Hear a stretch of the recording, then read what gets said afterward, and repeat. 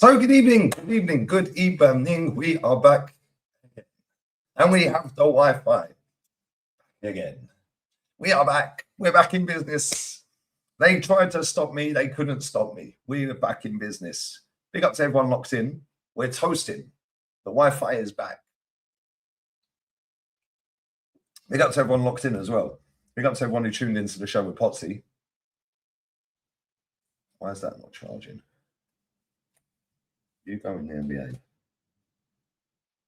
Happy days. Thank you very much. Right.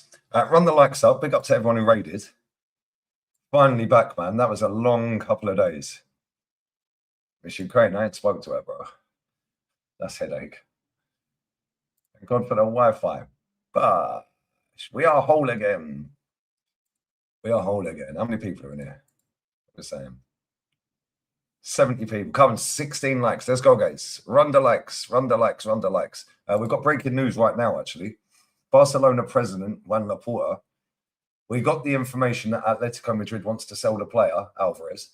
It's clear our offer remains valid until the end of the market.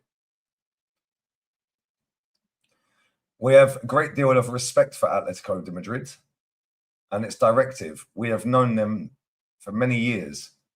I've ratified the offer sent with a call to Miguel Angel Hill. Let him know that if they are willing to sell Julian Alvarez during the summer transfer window, we would be ready to buy him.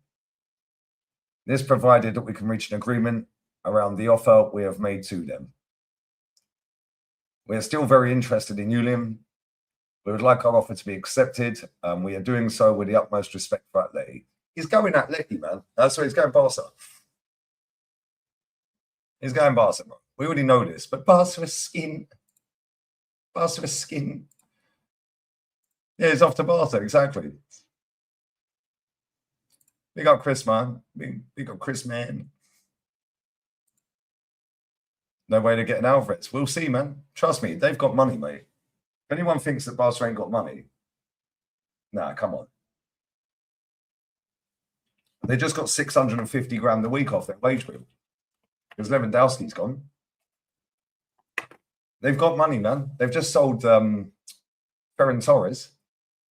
They bought Rodri. They bought Adeyemi. They bought Gordon. How much is that? How much have Barca spent this window? Let's have a look. They've got a fuck ton of money, mate. They've done sponsorship deals left, right, and centre.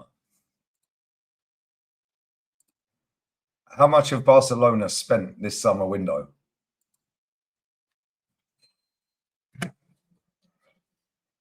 So far, 165 million. Sales, 57 million. That's euros. So net, they've done 104. They're probably going to get rid of Casado.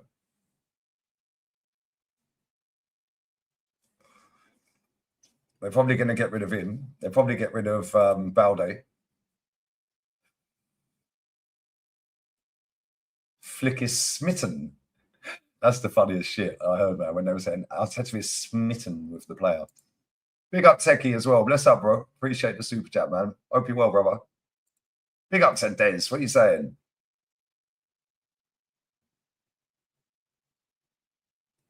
Mad.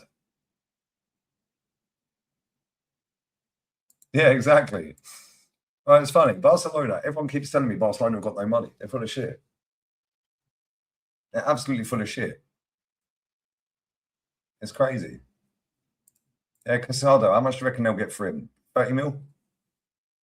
How much is Balde going for?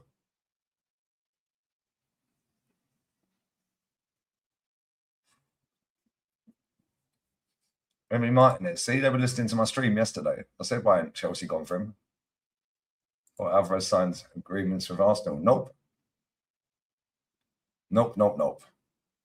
Yo, bless up everyone locked in, man. 200 in it real quick as well. Appreciate it. But the likes ain't on 100 yet, guys. I need a mic. No, I've got a mic. I just need to pull it closer to my mouth. Or I can shout. How's that for mic? Oh, actually, hang on a minute. Hang on 1 second. No, it is coming through this mic. It was just over there, and I was talking a bit softly, so it's coming through at 1 dot rather than 3 or 4 if I talk like that with it there. Big up Coldo, bro. Is it working? Can you hear me better now? Yeah. Carlos said he wants to stay. He's in the squad for the game tomorrow, I think. But he was in training anyway. I think he's in the squad tomorrow. Big up Larry. We're back in business, bro.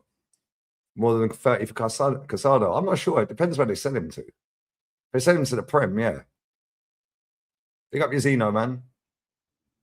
It's better now, yeah? Come on, bless. Just need a world-class midfielder. Yep. They need quite a lot of work, believe it or not. Yeah, exactly. They're not paying Rashe. Not paying Lewandowski. They've got money, man. I've been watching from Iceland. Wait, big up Mark. Man's in Iceland. Whereabouts, bro? That's a country I'd go to one day. That is a country I'd go to. Yeah, we're not on the Zoom call anymore. Mate, that was hard work streaming off an iPhone. I don't know how I used to do that. I barely see any of the comments. It's just long. Why not go for Conceição? Exactly. Conceição's decent. And Sydney Oz. G'day, mate. You're in Reykjavik. Yeah, oh, go on. Yeah, it does look nice. Ain't there a golf course there that you can tee off at like midnight or something? I swear that's in Iceland. And it's like pure daylight at midnight. I think there's a golf course there. It looks mad. Gylfi Sigurdsson's still playing football. Wow. Ornstein Bomber. We're getting all the bombers coming through, guys. Let's go. Whoops. Wrong one. Not bad. Ornstein Bomber. Emi Martinez. Wow.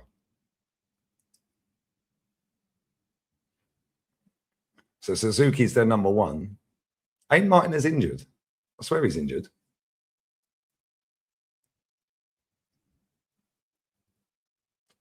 Marmouche is having his medical. He's got permission to get his medical today. Well, I think it's today. He said his goodbyes. He said his goodbyes. Goodbye. Goodbye. Yeah, Emi Martinez. Let me put that in the title. Let me update the title, guys.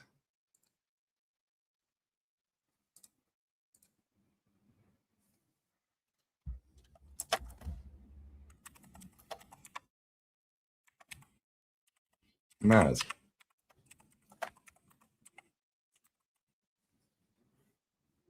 Right. It's mad windy here today. Mad windy. It's been nice, man. It was too hot last week. Nice breeze. Martinez to Chelsea is crazy. Keep running these likes up, peeps. Come on, guys. 300 in the building. I'll do about an hour or so. Marmouche is going to Spurs. Oh, Martinez played on Sunday, did he? I ain't seen the highlights of that game. Yeah. That's what I forgot to mention. Big up RC. Yeah. Alvarez didn't train today. Apparently he's ill. Apparently he is ill.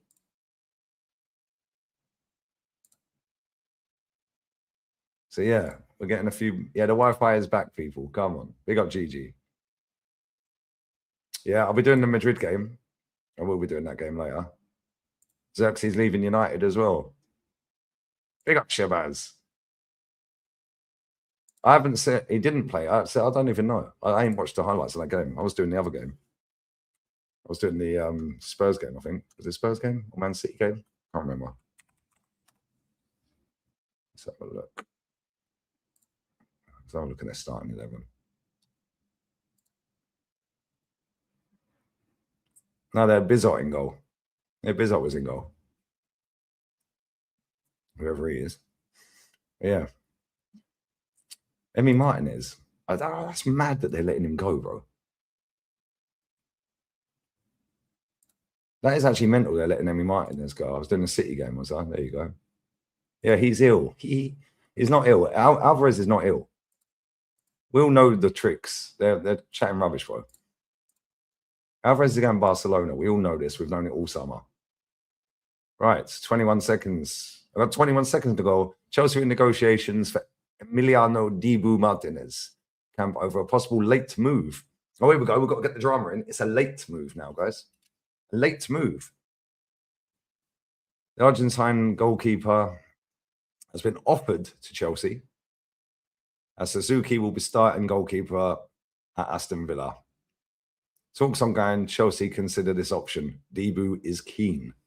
I knew he'd end up at Chelsea. I fucking called it yesterday. I fucking said yesterday. I said, why aren't Chelsea going for him? Chelsea need a goalkeeper. Why aren't they gone for him, Martinez?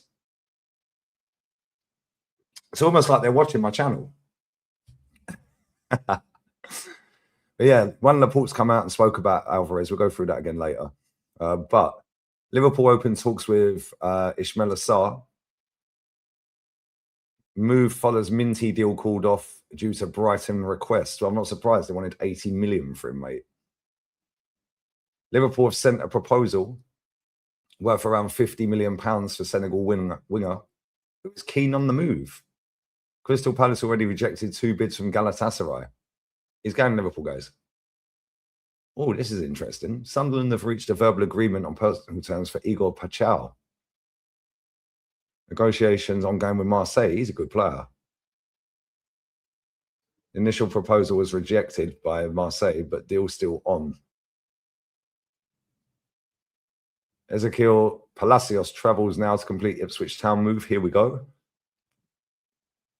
Medical on Thursday after club deal closed now with Ipswich and Bayer Leverkusen. Fee 22.5 million plus 5 million add-ons and 10% sell-on. Signs a contract till 2030.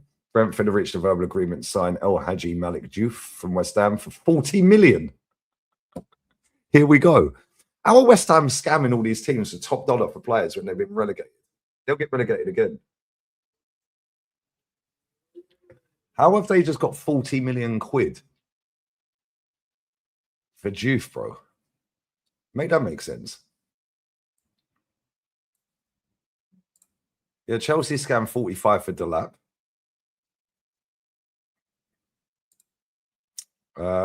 Yeah, Luis Enrique, I might do because I watched the first leg. Yeah, Palacios is a good signing. Yeah, that Pachau's decent as well. He's a very good player. Is this one going to be a surprise deal? Before the end of this window, we're going to have one of these tweets from Fabrizio saying in a surprise deal. Well, they're all surprises. Surprise!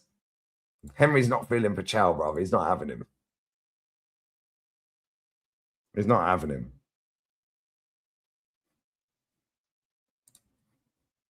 Yeah, Sarr is levels above Minty. Minty's out for 8 weeks as well. What's the point in that then? Crazy downgrade. Yeah, Ipswich can get relegated. Yeah, Sarr does score against Liverpool. He does like a goal against them. The Bombers are bombering. Yeah, I think he will do well. I like that Ismaila Sarr. He's a good player. Marcola left out the PSG squad again at the weekend, probably going to Liverpool before next week. Wow. Yeah, he is a good player, that Ismaila Sarr.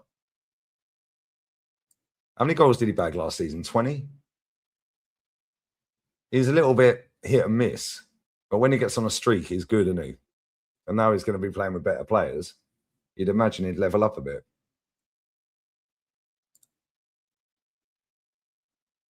Interesting, Ennis. Papa Matassar could be going to Monaco. He's got 21. Yeah, he does miss a lot of chances. That's what I'm saying. Like, the thing is, they create him a lot of chances. They can, Lewis. Facts. Now, Gakpo's leaving, bro. He's going Man City. We got Grey Wall still. I think he's going Man City. If they get in Barcola and Ismaila Sarr, he's going, bro.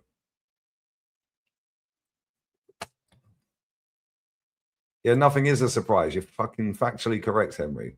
They long it out for days. We know Martinelli's probably in Saudi as we speak. Any of my Saudi generals found Martinelli wandering around the streets of Riyadh? Yeah, and Bailly as well. Yeah. Vinny's girl doing a madness in his house. What do you mean, bro? What does that mean? Take by Coda, he's 140. I don't want him, bro. He's rubbish. He ain't even worth 40. Yeah, they do milk it. Martinez in training, is he? Fairs. Sheikh Martin Ali. That's a good one. They're not even surprise deals. We know about it. Everyone knows everything. It's all over the internet every fucking day. Nothing's a surprise, really, is it? Like, although they are surprise deals, because how the fuck do you get 40 million quid package for El Hadji Malik Diouf from West Ham? How much have West Ham made this summer? Let's have a look at that.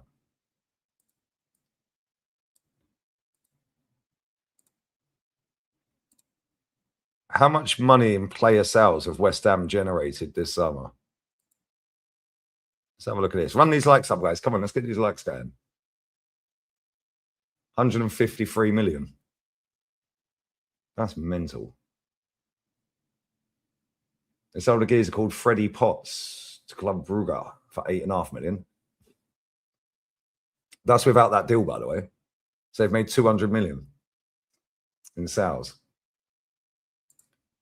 How much have they spent?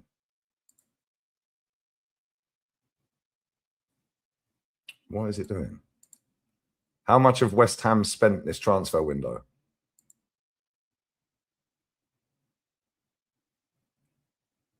$6 million. I bet West Ham fans are going crazy. The only players they've brought for money are Mana Solomon for 5 mil plus add-ons, and Kaiba La Madrid, whoever he is from Deportivo La Gorea, whoever they are, for 1 million. You've got Veltman on a free and Arnie Engels. It says championship record fee, but don't tell me, maybe it's more than that. I don't know. Wow. So they've made 200 million quid if that deal goes through for Diouf. That is actually wild. Big up, Halimi. I will see you tomorrow, my friend. It'll be in the afternoon, though, yeah?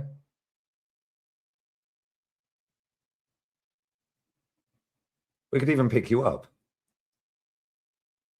Yeah, undisclosed, yeah. Why is it undisclosed? Paid 50 for Delap, but they value Casado at 20. Value Balde only a loan. Yeah, bro, I swear it's mad, isn't it? Yeah, they signed someone called La Madrid. LA Madrid. La Madrid. Like all one word. One name. La Madrid. 22 M's. So they spent 28 million, let's say. Let's say 30 million. And they've sold players with this player going through for 200 mil. West Ham are finished, bro. 8-minute walk from Mercadona. All right, cool. I'll text you tomorrow, yeah? We'll have a car anyway.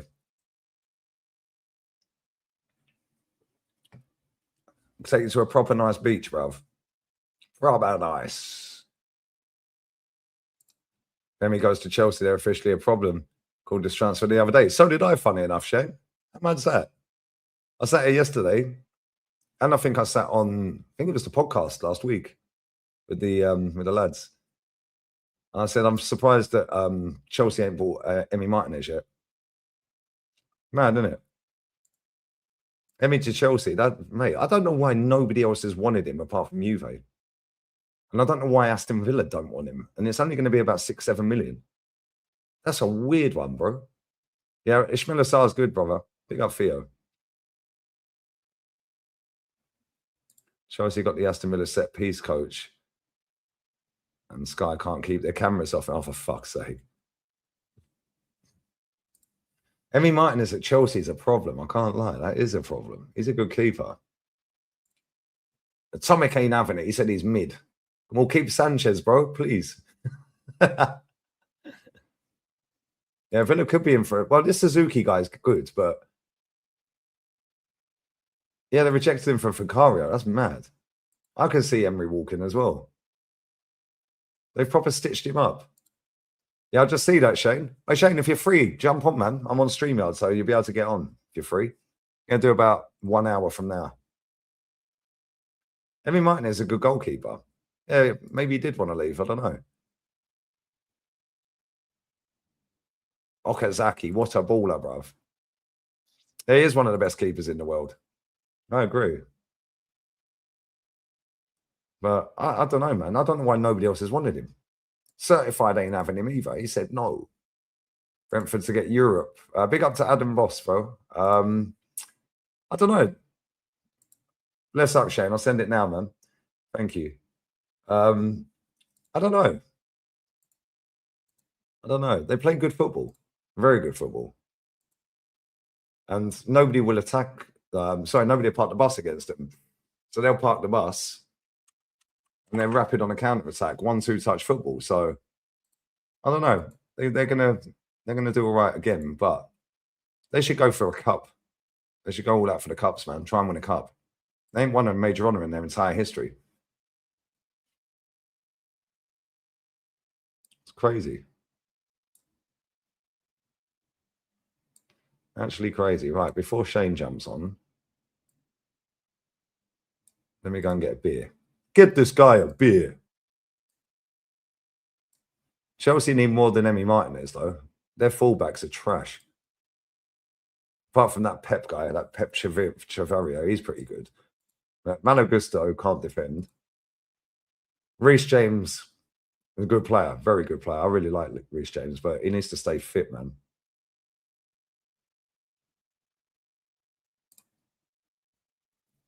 Well, this Alvarez is going to Barcelona. I'm telling you right now. Right, let me grab a beer quick. 1 second, yeah? Run these likes as well. Guarantee there ain't enough likes. 93 and we've got 400 in the building. Come on. Now, Damsgaard's good, bro. Harry is decent. Right, give me 1 sec, yeah? And then we get Shane on, yeah?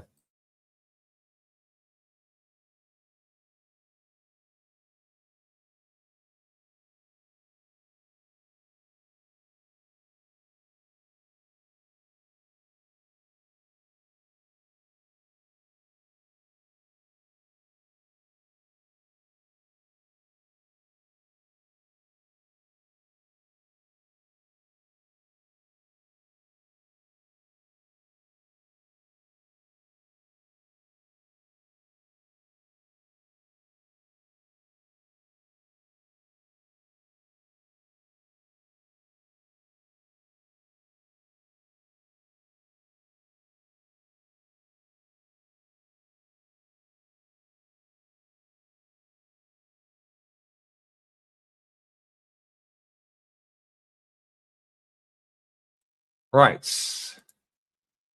Let's go. Chelsea fullbacks are Palestra. Is this Palestra any good? Chelsea fans keep waffling it. He's amazing. Is he actually any good? Who did he play for?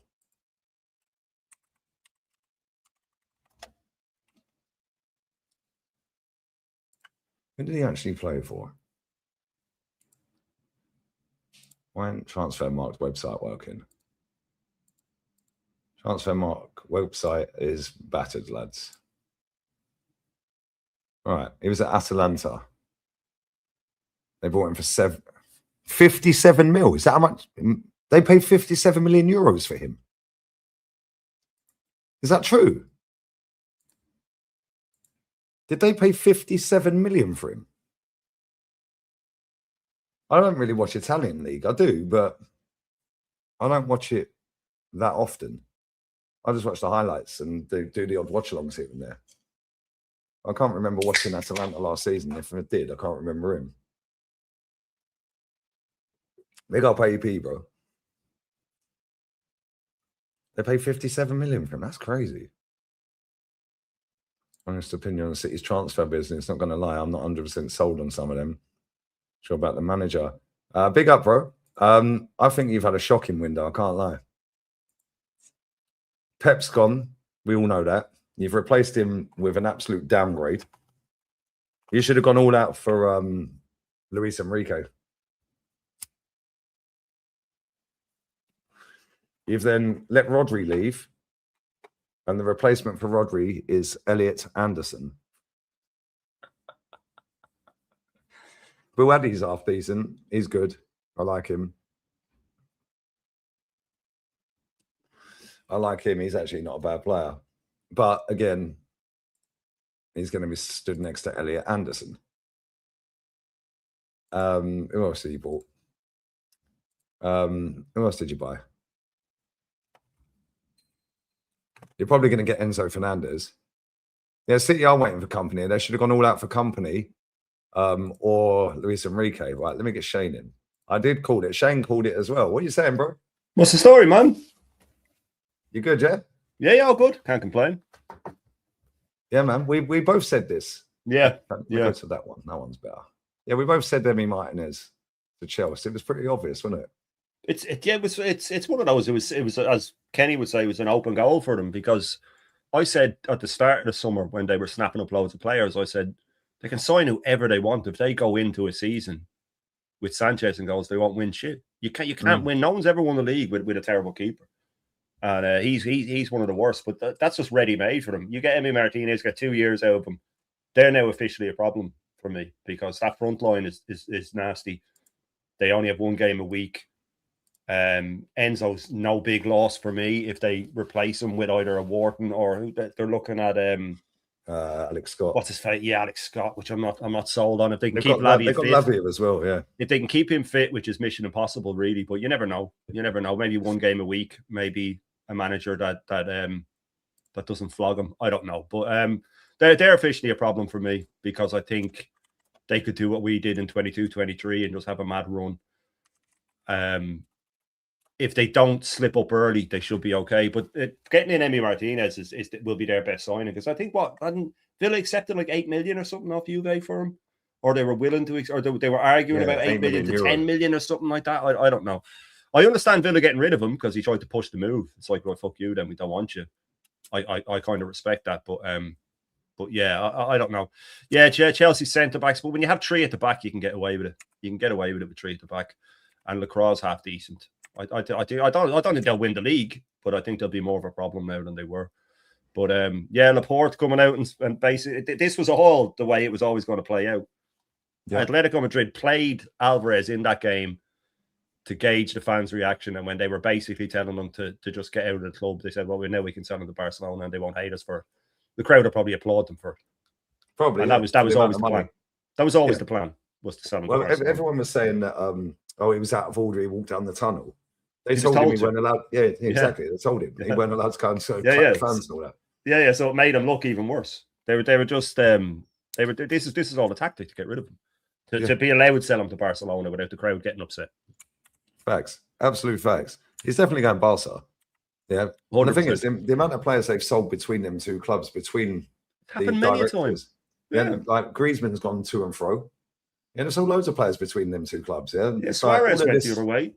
Yeah, all of this drama about they've disrespected us. Yeah, him and Laporte on that hill, and Laporte on the phone pissing themselves laughing. Yeah, of course they fucking are. Of course they are. They just didn't want the crowd. He was probably thinking, well, I can't sell him to Barcelona straight up. The crowd will go mad. And he's like, well, I'll tell you what, we'll get him to come out and say, that he wants to leave, and then we'll just put it all on him. We'll sign him.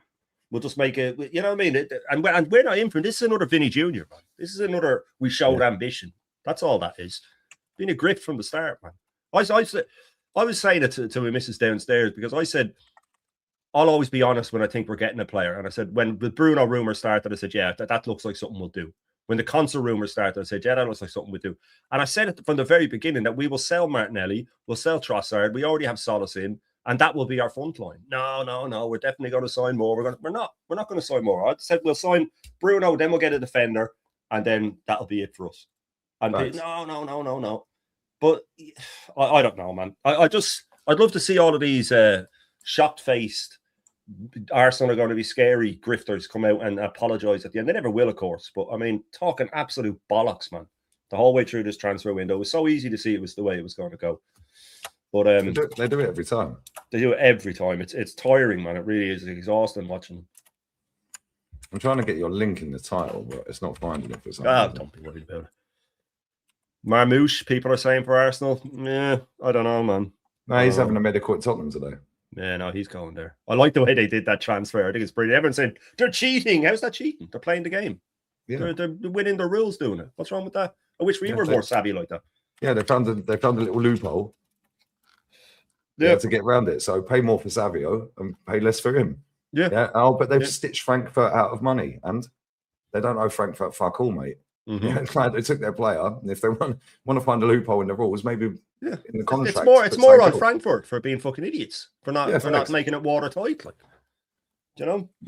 But what did you think of the City game? Because people are saying how shit they played, but Bournemouth haven't lost in, what was it, 3 months or something like that. They beat us at the Emirates last season. Yeah, 18 games there. Yeah, but the fact that City didn't play well in one should be more of a worry, shouldn't it? Be surely.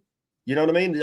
I don't know. I'm looking at, if they do get Enzo, which I've always felt they will, and if they play him and they use Elliot Anderson properly, the issue I see with City is that he seems like a little bit like Arteta, where he's changing things for no reason.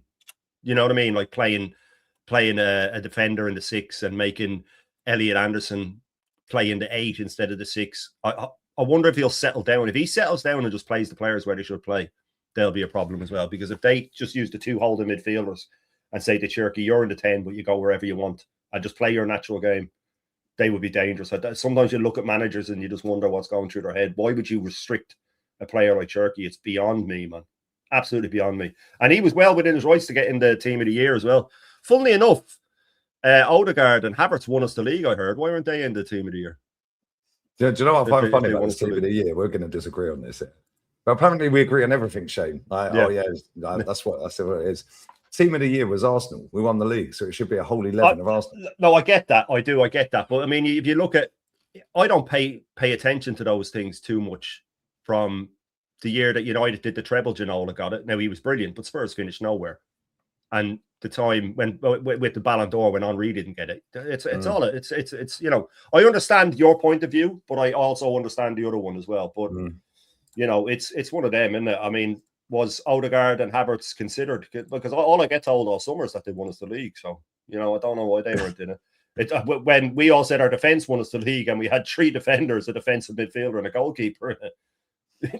I think that tells you everything you need to know. And there's no shame with your defense winning the league, but I don't want to be hearing this stuff about Mad Wakey causes chaos now. That's the new thing. I saw someone. Yeah. With someone on Cantons put it. He causes chaos for the fucking ball boys, bruv. For his own team. For his own team, for the ball boys as well. I saw the ball boys got bad backs, bruv. The amount of times I have to go and pick the ball up when he's got it. So someone on Cantons said, "Oh, Arteta's a genius. What he does is he brings Mad Wakey on to tire out the fullback, and then brings on the better winger to take advantage of the tired fullback." I can't do it. Yeah, that's a good point. Gavin, man. That's what I was saying. Me and Views have been saying. Like, I think that it's a social experiment. I don't know how he became a footballer. I really don't. I think he's AI or he's an android or something. And it's just a test to see how far they can push us. I think his spatial awareness hasn't been set properly, and he's just running out of play all the time. He has to be up there as one of our worst ever signings, doesn't he? 100%. For price to talent wise, yeah, shambles, man, absolute shambles. But the thing is, when you look at some of these transfers that are going through, like Delap, 45 million, mad. But at least Delap's got some sort of technical ability in terms of like he can trap a ball and he can score goals. Yeah, Noni Madueke just looks like he's being fucking tasered every time he's got the ball, bro. Yeah. and that's why he laughs all the time. I don't think he can believe he's on the pitch. Fair play to him. Fair play to the lad. He's stealing a living. He's stealing a living as a professional footballer. Because I've always said you can go down to any league, whatever country you want, or even down to lower leagues. You'll find tricky wingers. They just have no end product. That's what he is. He's just stealing a living as a top player. I find it outrageous. Jesus will be here next season. You reckon? Yeah. I think he's digging his heels in now. And as I said on my show, I think he's well within his rights. This manager signed the contract. Yeah. People saying, "Oh, he should just go." Why should he? Would you? Would anybody else leave their job if they were on 200? So it's okay for them to say he should just go, but then the way we treated Martinelli is bad. Yeah. Like, I do think the way we treated Martinelli was bad, if I'm being honest with you. I think that... Yeah, you said that in my comments the other day. I disagree. Tell me why. Tell me why you think that. Just, it's common decency. Like, when the bid came in from Galatasaray and it came out that Martinelli was stunned by it, That was like, well, he hasn't even been spoken to. My treatment, sell him. He needs to go. Like, get whatever it takes to get rid of him. But all it takes is 5 minutes when he gets back from the World Cup or his first training session for Arteta to go, listen, we're going in another direction. We don't think you're the guy. He's been here longer than Arteta. My only problem is the way they just didn't say it to him. I just think it's horrendous. If I worked in a job for 8 years and I just went in, they said, look, you're fired with no reason. If I heard it off someone else, I'd be like, well, do you not have the decency to tell me? For me, my issue is just the way it was handled. Not get rid of him. Certainly get rid of him. He needs to go. And I'm not his biggest fan, but he's always tried. And I just feel like all Arteta had to do was have a word with him. I just think it's disgusting that he didn't even speak to him, that the first thing he knew was we accepted it. Also, it's really unprofessional. That's why that deal fell through. If he had told him previously, he probably would have accepted it. And now he has to go to Saudi, where he's going to make a bag, but his career is going to go downhill. I just think it was horrible the way we handled it. And as for Jesus, he's well within his rights to dig his heels in, because his stock has dropped dramatically since he's come here because of this manager. His injuries have increased because of this manager. And now he can't move to a decent team who will pay his wage because he's given his body up for this guy. He's smashed his legs apart. He's well within his rights to go, you know what, I'm just going to stick it out. And then I'll go at the end of the year, I'll get a big signing on fee, and then I'll go to Saudi on my terms. So I think he's well within his rights. Or back to Brazil, whichever one. But I think he's well within his rights to dig his heels in. I'm not happy about it, but this, again, all falls on Arteta for me. It's the way he's handled the player, the way he's handled the situation. I think with the Martinelli one, and before I get into that, the Atletico Madrid directors come back out again. Yeah, they put a statement out. The player is being victimised, but the only victim of the Julian Alvarez case is us. They have harmed us economically and socially. There's 0% chance of selling him to Barca. The situation is not about money.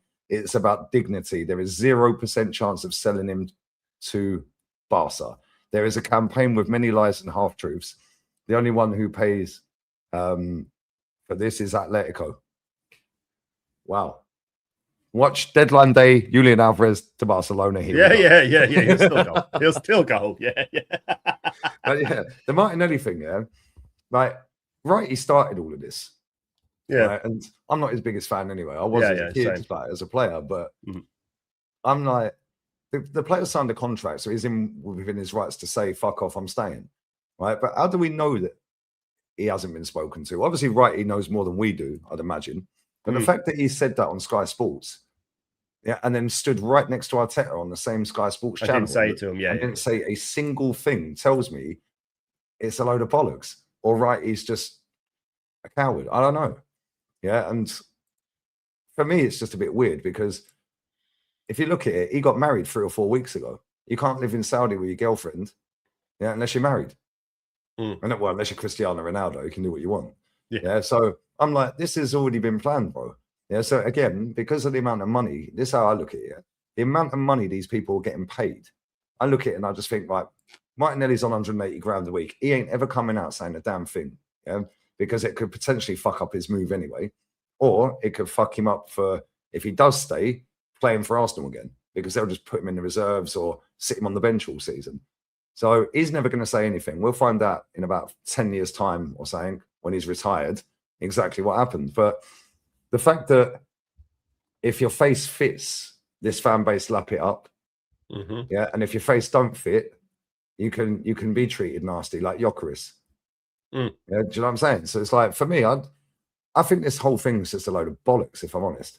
At the end of the day, players come and go. Rocky Rocastle got told by George Graham in the car, we've sold it. Yeah. But it was different then, though. The players' contracts. At least he's told him. Yeah. He's told him, and it's not. Players were sold like that back then. It's nowadays. And you know what it is? I've said it. If it was Rafa Benitez, who was known for being cold and distant from players, that's what you get with him. When Arteta's coming out talking about family every second week, and we all love each other, that's when either shut up with that shit and admit that it's not that you're a tyrannical ruler, or if you are family guys, at least have the decency to sit down and tell the guy that he's leaving. As for Ian Wright, he was the biggest pin up of all these top gooners, because he's always licking up to Arteta. As soon as he says something the other way, they turn on him. Where we have always just said that we never rated the way he talks about the club anyway, and now we're still saying that he probably shouldn't have done what he did. Yeah, it was his Sky debut as well. I didn't know that. Oh, but, no, was it? Yeah, it was his Sky. Well, not his full-time debut, because he's been signed up. Okay. Big up to Nate the Gunner 30. Let me guess, blame Arteta. I know you want to. I've not blamed Arteta at all, bro. I have. Yeah, I've not blamed him at all. You obviously don't watch the channels every day, bro, because if you do, you'd know that I've said he's the best manager in the league. Literally. Yeah, but again, you watch TikTok clips, and now you've seen a live impressed on it to come here and chat rubbish. Yeah, the fact and reality is I've not blamed Arteta for any of it. Yeah, I've not blamed Arteta for this transfer window. I don't blame Arteta for most of the injuries. Shane does. I do. Some of them. Yeah, I don't blame. I blame the players for not telling the fucking manager they ain't fit to play. Yeah, they know their body better than anyone. Yeah, the problem is people like yourself, mate, and thank you for watching, don't watch the content all the time. You see little clips of these cunts that clipped up the nastiest bit out of the fucking 3-hour stream, yeah, to make me look even more of a cunt. The funny thing about it is I live in a very tourist area. Brits everywhere out here, mate. Yeah, I've never met a dickhead yet. Literally. Oh, but go to a game. Well, I've been to over 500, holding up banners to get Wenger out. Like, I blocked both of your other channels. Kept this one because you don't normally talk Arsenal here. The only reason we're talking Arsenal is because of the Alvarez stuff. But you've blocked my channels for why? Let me ask. Let's have a conversation. You're welcome on the channel as well if you want, by the way. Yeah, because I don't mind having these debates because I know what I say every day. And I do have TikTok, but I don't have the account details for it. I don't even know if Connor's uploaded anything on it because I'm not interested in that app. But then TikTok clips do me dirty all the time. Yeah, and I'm cool with that. I genuinely don't give a fuck what anyone on this planet thinks. However, if you're going to come in with a statement about blame Arteta, well, you blocked my other channels, so you don't watch the content. You've just openly admitted that. So how do you know what I've been saying? Again, it comes from the clips. Anyway, the reason we're talking about Arsenal on here is because the president of, or the director, president, whatever he is, of Atletico has said that 0% chance Alvarez is going to Barcelona, and that is literally breaking news 1 minute ago, 5 minutes ago. Yeah, I'm surprised by that, if I'm being honest with you. It's all part of the game, Shane. Yeah, it's all part of the game, but I don't know why he said 0%. I don't know why he's coming out with 0%. I suppose he can't say anything else, can he? Maybe he's just trying to save face. It'd be strange if they keep him after saying that. Could you imagine that? It'd be strange if they keep him. I don't know how these top gooners are going to tap dance around that one. If he'd rather stay where he's hated than come to us. But I just don't see him coming to us. I don't even think we're in for him, if I'm being honest with you. I just think it's another gimmick. But that's just my personal opinion. No, I still think he's going Barca. And the thing is, I'll be honest with you, I don't want him. I think he's a top player. I think he's good. Player. He's good, yeah. But let's not pretend that he didn't do this at Man City as well. Yeah, true. Yeah, he done it at Man City and spat his dummy out. He's done it at Atleti. Yeah, and what's to say he ain't going to do it with us? Well, he would. I think it's a guarantee that he would in a year or two. And the thing is as well, right? If a player doesn't want you and he's openly said that he wants to go to Barcelona, that's his dream. Most South Americans want to play for Real Madrid or Barca. Let's just be real. Of course, yeah. Right? They weren't growing up thinking they were fucking, I don't know, growing up in the streets of Buenos Aires thinking he was fucking Shamak. Yeah, he was growing up thinking he's fucking Leo Messi or something. You know what I'm saying? Or like Maradona or whatever. Yeah. No, he would have been Messi. He would have been a kid when Messi was balling out. Yeah. That's what he wants to do. How old is he? 25, 26? He's 26, I think. Regardless, he would have been 10 and 11 when Messi was yeah, he would have thought he's Leo Messi. And then the fact that he's got the chance to play in the national team and win World Cups and shit, right, and all them trophies with his idol. That's why they all go through brick walls for Messi. Yeah. Yeah, they'll die for Messi, bro. Yeah, but they can't believe they're playing with him. Yeah. Well, some of them shouldn't. Some of them shouldn't. Very true. Yeah, they're fucking awful. Yeah, but for me, I look at it and I'm just like, why would you chase a player that clearly doesn't want to come to your club? Yeah, that's. But Arteta was live with Ian Wright a year ago, less than a year ago, and he said, "Oh, if I have to convince a player to come to Arsenal, I don't want him at Arsenal." Good starting point. Yeah. I don't want him at Arsenal. But is he this good? Is he this good? No. Who gassed this guy up to 150 fucking million anyway? He got 5 goals in the league last season. 8 goals. Five games he scored in. Right, okay, 5 games. Five league games he scored in, yeah? Right? In 29 games. Bro, can you imagine if Jokeris done that? This fan base would want him lynched. Yeah, exactly. They already do, and he didn't do that.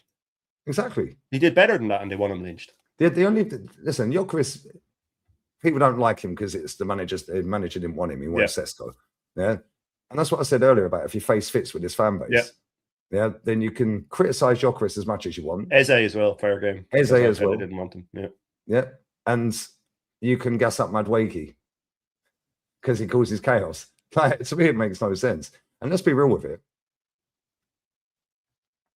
It's weird because if we sign him, he's a better footballer, miles better footballer than Gyökeres. But is he going to score as many goals and help the team in a different way? Because the way we play football don't really suit Gyökeres. No. And now we've got Zolis on the left. Yeah, he crosses the ball first time. We've got Bruno in midfield who can ping a ball over the top. Yeah. So I'm thinking that Gyökeres a cook if we go a bit more expensive. Yeah, 100%. 100%. So I don't know. Man said because he started responding to me, now I've got people are messaging me. Bro, you responded to me. I'm live. You're in my comments. I ain't asked anyone to message up. Bro, if I showed you my DMs that I never open, mate, you'd probably top yourself. Yeah, you messaged me, bro. I was live having a conversation. Leave the geezer alone. Leave the geezer alone. But no, if he comes to Arsenal, will he make us a better team that go on to then go and win the league again? I think we'll win the league anyway. Mm-hmm. Yeah, how's that for negativity? Yeah, I actually think we'll win the FA Cup as well. But does he actually make us better? Because we've got rid of Trossard and we've brought in Zolis. Martinelli's going to leave. Jesus potentially. Ethan potentially. Yeah. Gyökeres could be part of this deal for Alvarez. Does that make us better? I don't know. So sure. I just don't know what Arteta's going to do with. I'm not sure what Arteta's going to do with Havertz. I mean, he loves Havertz. Is he going to drop Havertz? Is he going to play Alvarez out the left? I don't know. I just don't think that it would be something he would want. For me, that's one of the reasons that I'm leaning against it. I think that in his mind, he'd be going, well, how do I get Havertz into this team? He's only just gotten them back in. So for me, it seems strange. That's what I mean. He'll never drop 29. So I don't think that's what makes me think we're not in for him. And if we were, I mean, where's the bid? Where's anything? I just think it's crazy. I think it's crazy. I don't think we're in for him, if I'm being honest with you. And I think he's going to end up being another Vinny where he'll just either apologize to Atletico or he'll end up at Barcelona. Say that he had his head turned and I'm really sorry. And, yeah. And then as soon as he scores his first goal for Atleti again, yeah, everyone will forgive him. I mean, it could work out like that. He obviously wants to leave, but at the same time, yeah, like Spain's a circus when it comes to their presidents. Yeah, they're always out talking, bro. You always have Papa Perez out there, you have Laporta out there, you have Hill out there. All of them talk. I like that to a certain degree, yeah, because it keeps the fans like you've heard it from the top boy. But at the same time, they're all in it together. These clubs. They're all in it together. Yeah. Them three that I've just mentioned, Atleti, Barcelona, and Real Madrid, they're all in it together, bro. The amount of times they rotate players between each other's clubs is crazy. Yeah, so I can see him going Barca, but I think it'd be right at the death. Yeah, something will change. I don't know. He's just driving the price up, or maybe he doesn't want to be seen that as soon as Laporte says we're in for him again, that they sell him. It might just be a pissing contest. But I wouldn't be surprised. I think the only two options are he goes to Barca or he stays. I think he'll give that speech and they'll say, look, we'll sell you at the end of the year. It's funny when you have Arsenal fans saying, I saw that Rory Gimp talking about, oh, well, it's untenable now. He can never play for Atletico again. These are the same fans that forgave Xhaka for flipping off the crowd and throwing his jersey on the ground. That's a lot worse. A lot worse. Yeah, Alvarez ain't done that, has he? Let's be real. He hasn't done that at all. You know what I mean? Oh, you can never play for them again. Okay, well, you forgave Xhaka, so I think it's mad. They wanted Xhaka back as well. Yeah. They wanted to re-sign. They wanted him re-signed from Leverkusen. I don't know. It's a bit of a weird one, man. It's a bit of a weird one. What do you think of Liverpool going in for Sarr? 50 million, the smell of Sarr. I like him. I think he's a good player. Yeah. He's not clinical, although he did bag 21 goals last season. He misses a hell of a lot of sitters, but playing with better players, I think that would be a good signing for 50 mil. Yeah, if they were going to pay that for Minta, then it certainly is. Because he's definitely better than him. They need two wingers, but they have to sign defenders as well. Van Dijk is done in this system. Absolutely done. Van Dijk will be all right for home games against lower teams when they're just dominating. But any away game, I think Van Dijk will be getting pushed out of the starting 11 by Christmas. I don't think he'll be starting for them anymore. I think they'll be going another direction. He just doesn't suit Areola's way of playing. And I think that's what's going to catch them out. As for the Liverpool result against Newcastle, I don't know why people are getting so writing them off. That's not a bad result. With everything that went with that day, with the way Newcastle came out, with the way Yoyza plays, with the intensity they played with the Keegan thing, to get a draw was all right, man. Just get out of there with a draw and move on. So I wouldn't be writing Liverpool off yet. I don't think they'll win the league, but I think they need to sign defenders. Frimpong is just shambles. He'll improve under Areola though. That was his manager that had him playing his best football. I think I don't understand why they're not in for Kone. I really don't understand why they don't sign Kone. It's all talk of this, we need Wharton. You have a lot of ball playing 6s or 8s, if you want to call them that. Just get a Kone who wins the ball back and then gives it off to the Szoboszlais of this world, and you can do a bit of damage. But if Isak starts firing, and I think Wirtz, as everyone knows, he's on fraud watch. I do think he will play well this season. I think he's going to come out of the trap soon enough, because he needs a run of games. But I wouldn't be worrying about Liverpool, but I definitely take Sarr over Minter, that's for sure. Oh, Minty's rubbish, bro. Big ups to Nate. He's had enough. He's had enough. He's going. See you in a few seasons when we won a few more trophies. I'll check if you guys are still miserable. Have I been miserable all summer? No. But again, you blocked my other channel, so you wouldn't know, would you? What are we talking about? I've been extremely happy, mate. It's fucking currently 34 degrees, clear blue skies, and beaches round the corner. Yeah. What are you talking about? Right, it's crazy, bro. But thanks for watching, though. But if you're leaving, well, maybe go back to TikTok. I don't know. Obviously, lasted 5 minutes on here. Mad. Anyways, well, he was upset that we go for Tom Canton, apparently. So there you go. Yeah, well, Tom Canton, I helped treble the size of his channel, and it helps him get him into the media. Yeah, he don't know that though, does he? So you're to blame. It's my fault. Oh man, it's crazy. That bid's been rejected for Sarr, by the way, apparently. First one's always there you go. Just 1 minute ago, Crystal Palace reject 50 million bid for Ismaila Sarr. I thought that was a bit cheap, to be fair. They want to keep him after 2 bids rejected from Galatasaray and now 1 from Liverpool. They'll probably get him for about 60 odd. They go up to about 60, 65. They'll probably he might push the move as well if it's Liverpool. Yeah, or play Champions League. Chance to win the Champions League. It's Liverpool. They always have a chance. Yeah, very true. Who the manager is. But what do you reckon to Emi Martinez? Like, obviously, we both said that he was probably going to end up at Chelsea. But why do you think that nobody's gone in for him? He's only 33, bro. Don't know. That's still young for a keeper, isn't it? I don't know. Normally, the top teams already have their keeper, don't they? I think that's the thing about it. A top team usually has one. And Chelsea are one of the ones where you look at and go, they don't. I mean, Liverpool aren't going to go from. United maybe could have done it, but I think they're quite happy with your man Lamons.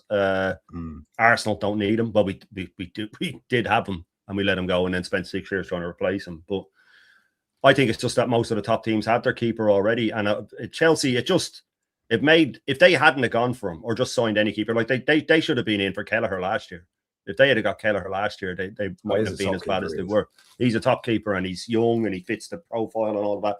But with a keeper, that's a good age, man. If you're getting him in for 2 years and he's got all that experience, that defense, because I was saying it, you ask any defender, no matter what level you've played at, if your keeper is useless, you second guess every decision you make when you're playing. Can't lay it back to him. Oh God, maybe I should put it out of play.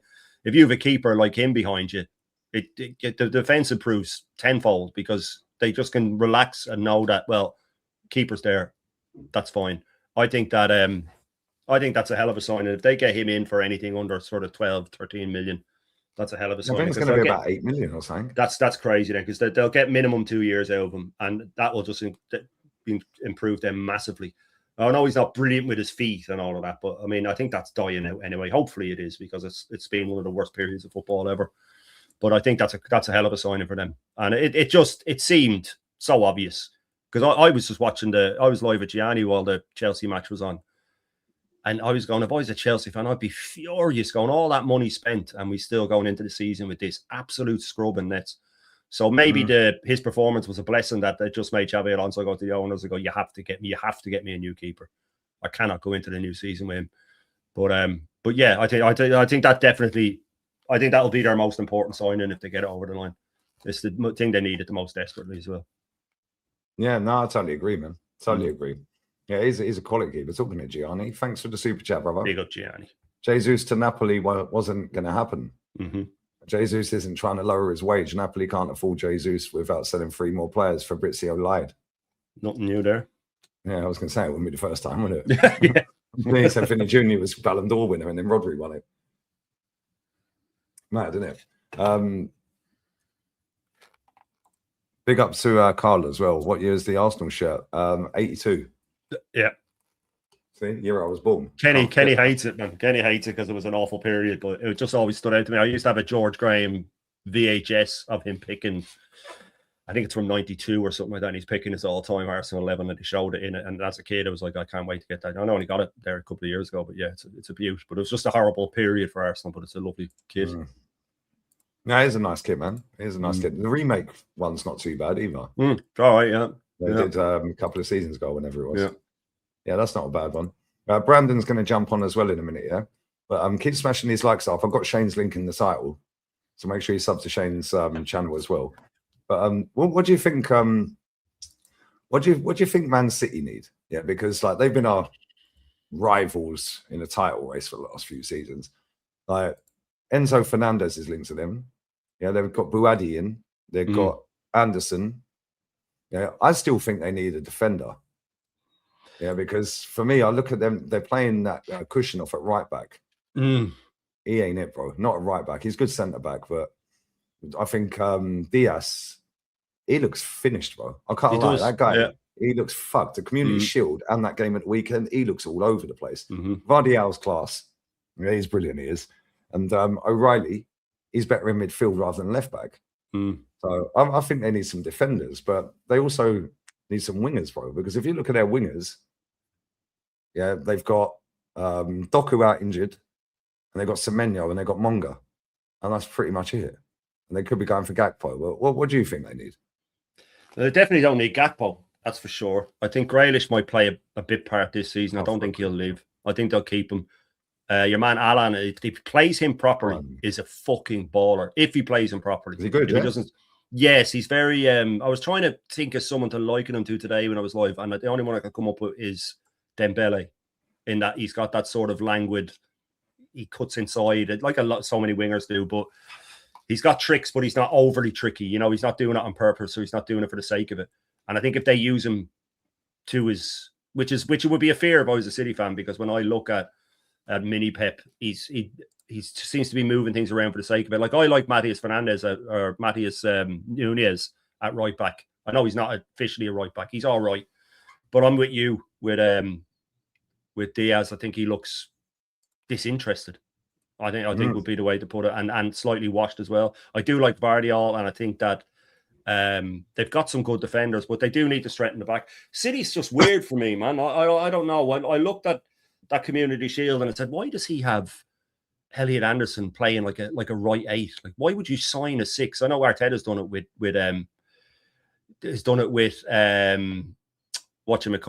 with Rice, but if you just make him sit, and then maybe he'll settle down. Maybe he's trying to show that he's the man with the plan and he's moving things around. But City are City, man. You can't count them out ever.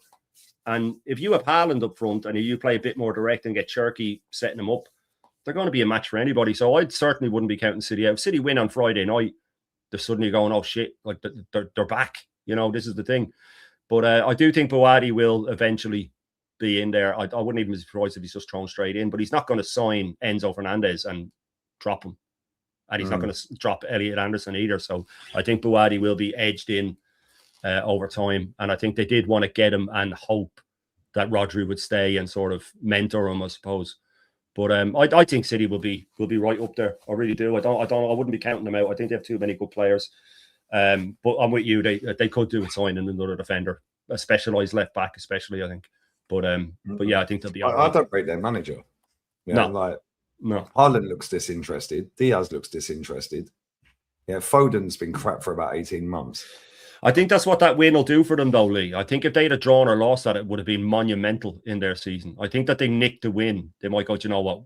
We're okay. And people say, oh, it's only the first game. I think mentally that win might be huge for them. I think if they'd have drawn or lost that, they could have really gone in on themselves. I think nicking the win, not playing well, it might reignite something in them. And I do think Haaland's going to absolutely bang this season, regardless of what way he's moving. I think with the more direct approach, he'll bang. Whether they'll win anything, I don't know, but I wouldn't count them out at all.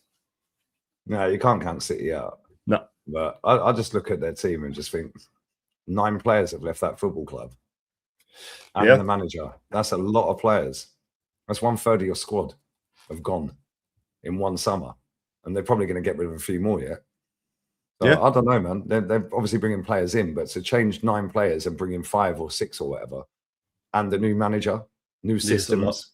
It is a lot. Yeah, that's going to be hard. But if you're going to change that many players, then a new manager is probably a benefit, because if you have an old manager who's been there, it takes him a while to get used to it. With him, it's just he's walking into the team anyway. So you know what I mean? It's like a new team to him anyway. So, you know, I do think that many changes, though, is rough. Yeah. I also think that the ones that are there that played with Pep for a long time, played under Pep, a lot of them are going to be like, well, this ain't Pep. Pep wouldn't have done that. It could also have that the other way. No, that'll happen. That'll certainly happen, especially with those egos. That's why I was saying he should have used the Community Shield to his advantage and then dropped a couple of them for the first game of the season to show that he's not going to be pushed around. You know what I mean? He looks stressed, man. He looks stressed until they scored. Yeah, Let me grab this super chat real quick and we'll get Brandon. Big up, Chow, brother. We've reacted to the cup exit by signing top loanee from Villa in under 24 hours. If there's room to jump on, I have a spare few hours. I'll send you the link, bro. Email me. I'll send you it. Bless up, bro. Brandon, what you saying, man? See, look, I'm not as experienced as you, Lee. See, I was stuck on mute. So it's nice to see you got your Wi-Fi back. Wish I was on. Yeah, thank you. There's a lot of people that wish I was fucking stuck on mute, mate. How you been, man? Yeah, good. How quickly can things change, though, Lee? Right? I was on Potts' channel yesterday saying I ain't even bothered if we don't replace Martinelli until January. Like, we've got Eze that can play on the left wing. Obviously, we've got Zolis now. If we can see it through until January and then maybe look at what the market's doing, you know, in January. But now I've changed my mind again because it looks like Chelsea might get Martinez, you know. And although I don't think Chelsea are great defensively, you see how clinical they are in front of goal. Palmer and Rodgers and Pedro, they're going to be a problem this year. And if they sort out that goalkeeping position, that'll strengthen them at the back a lot more. I mean, defensively, their centre backs and that I'm not a massive fan of, but the biggest problem is that clown they've got in goal, isn't it? So if they go and sign Martinez, they might be a bit more of a problem than what we think. I don't rate their defence. And if they get rid of Enzo, you can't keep Lavia fit all season. Yeah. But Sado can't do it on his ones. If they're going to sign Wharton or Adam Scott or someone, then yeah, maybe. But I don't think so. I think they'll have a good start and they'll fall away. Yeah, because he's going to have to try and get him far in the cups, the domestic cups as well. And I just think like their squad just ain't that good. There's about 5 or 6 players in that squad that are decent. The rest of them are just bang average footballers. So what's your goalkeeper is decent. He's a massive upgrade, but so what's your top 4 then, Lee, as it stands? Like in Arsenal, order, Liverpool, City, Villa. You think Liverpool will do better than what most are expecting? Yeah, I think they'll get better the longer the season goes. Yeah, I think they'll get a lot better. They're going to bring a few players in as well, and they need to. But yeah, it's what it is, man. I think City will still get top 4. I think Villa will get top 4. But Villa, Man United 5th. Then I'll go Newcastle 6th, Spurs and Chelsea 7th or 8th. God, Oh, that you Chelsea scumbags! I actually think Chelsea are going to implode at some point. You think? I do. Mine's slightly different to yours. I don't think Villa are going to get top 4. I think they've lost too many players and they've got too much to do. Emery looks a bit stressed as well. He looks like he's walked in this season and like, what's going on? Like, we're selling all of our players type thing. But I think I'm with you. I think I can actually definitely see a completely unexpected team making either the Champions League spots or definitely Europa League spot. I'm looking at Brentford right now. I think Brentford they look dangerous going forward. They've kept the majority of their players. They've added a few quality players to it as well. I know, again, you can't read into too much because it was only Spurs, but that manager of theirs has got them playing some real nice foot. They're going to be a problem for a lot of teams this season, I think.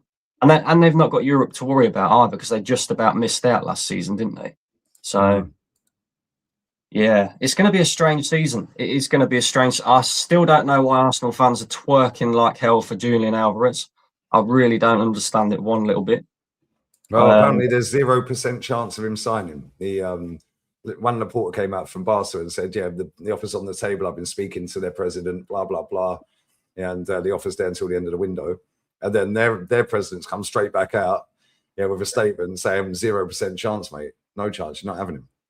Yeah, but they're in it together, man. They're playing a fucking game. Bear with me 1 second. Bear with me 1 second. Charles backstage, 2 seconds, but I just need to go for a piss. Yeah. And I'll get you in. I don't just want to throw you into the fucking lions. And there is some lions in the chat. Yeah, and some tigers. They mauled up the Man U at the weekend. I'll be 1 minute here. Yeah. What are you saying, Shane, about the Julian Alvarez situation? I just think it's another Vinny Jr. I think it's out there so we can say we showed ambition. I don't think Arteta wants to drop Havertz for one thing. And I just don't think we have the money to be throwing it in. I wouldn't even be that keen on it if it is that money. You have Arteta a year ago or less with Ian Wright saying, oh, if I have to convince someone to play for Arsenal, I don't want them. This guy's being held to ransom. I think he'll either go to Barca or he'll stay at Atletico. I think that the Barca deal might happen now. Barca were clever with saying the offer's there until the end of the window. That way Alvarez won't go to Arsenal because he'll hold off right until the end in the hope that he can still go. I think with their chairman coming out and saying there's only a 0% chance, I think it's just to show that we're not being pushed around. And I think that they played him in that game against Villarreal so the crowd would absolutely turn on him and then they could sell him to Barcelona and go, well, you wanted him gone. It's strange to me because they've sold to Barcelona before and Barcelona sold to them. I think they don't like the way they went about it, but I still think he'll either sign for Barca or he'll stay. I don't think we're in for him. I think it's just another, we showed ambition like we were going to do with Vinny. For me personally, that's what I think. Yeah, I see what you're saying. I mean, even if we read between the lines, let's say Arsenal are in for him. I mean, like you said, Arteta a couple of years ago said if he has to convince a player to sign for Arsenal, then there's already problems there. Like, and he was saying that two or 3 years ago when we was finishing 8th and 5th. So, and now that we're Premier League champions and we've just made the Champions League final and we look like we're on the up and up. And when you look around the rest of the league, it doesn't look like anybody's going to stop us from retaining it this season. The fact that we're having to even think about convincing the guy to come is just red flags all over, isn't it? Because it's like, well, you know, if you desperately want to leave Atletico Madrid, then there's an option there. You come to Arsenal. Like I said, we're on the up and up. We've just won the Premier League and made Champions League final. If you're that desperate to get out of Atletico, you take it, wouldn't you? But it seems to me it's not desperate to get out of Atletico. He's desperate for Barcelona. Yeah. But now they're gonna kind of force his hand a little bit, aren't they? Because it's like I don't think he can stay at Atletico now. I don't see him as the type of guy who's just going to get his head down and accept it. He's almost like a little big. I think he was a bit babyish, to be fair. Big baby is what Big baby. And at the end of the day, Atletico are well within their rights. The guy signed a contract. Do you know what I mean? Like, I don't get it with these players. Oh, I'm going to cry my eyes out because I want to go to this team. No, mate, you signed a contract. If we decide to sell you, we're deciding whether you can go to that football club or not. And if you really desperately want to leave, we'll just push you out the door elsewhere. I mean, at the end of the day, why are Atletico going to want to strengthen one of their rivals in the league? Why are they going to want to do that? Yeah, they've done it before, though. They've done it before. And if that's where he wants to go, if he turns down Arsenal, I think that's why Laporta said that we will be in for him until the very end of the transfer window. So now he knows, well, I can just wait now. I can just wait.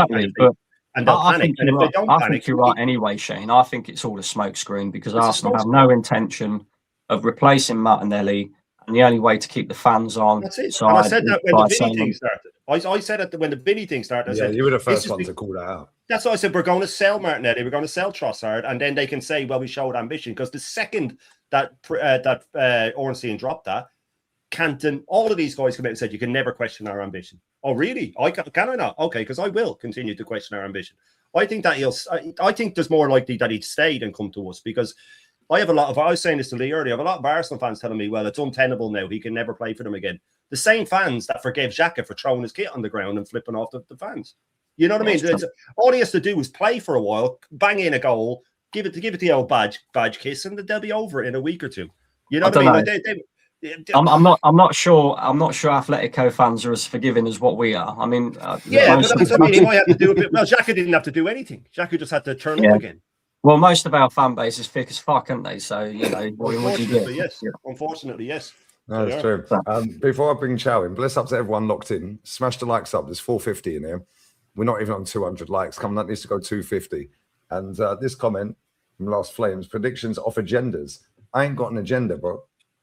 I couldn't give a fuck where any of your clubs finish, because we're finishing. I said Villa would finish top 4 last season. Was that an agenda? Yeah, make sense, man. Man said Villa over Chelsea. There's no actual basis on this. When was the last time Chelsea finished above Villa?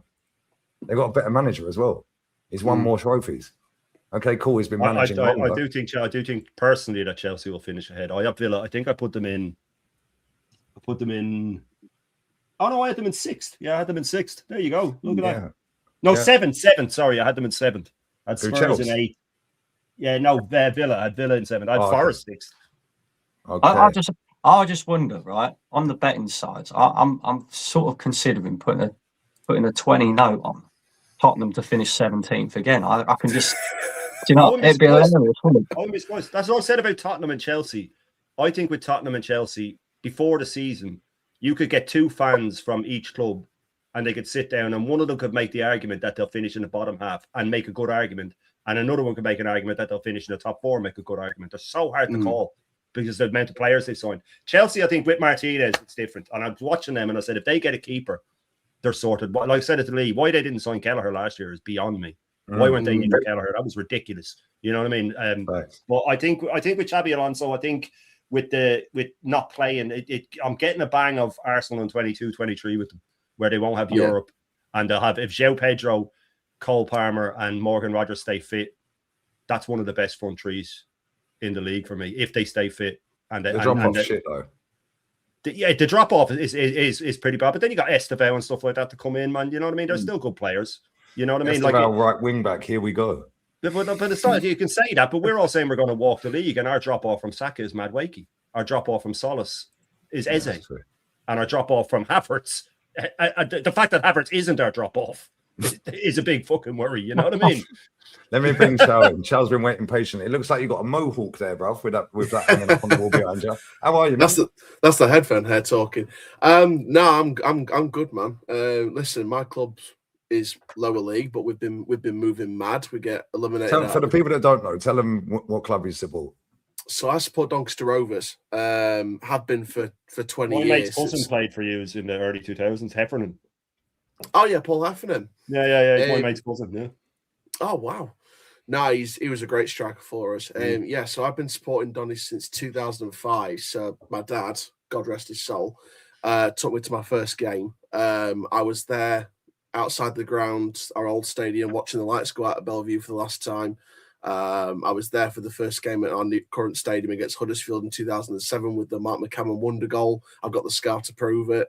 So I've got so many memories with that club, man. I've got memories of crying tears when we were 2-0 down and we won 4-2 against Barrow to go from 21st to playoffs in the space of 4 months. We turned it around in the space of 4 months with our club record, win streak, unbeaten streak.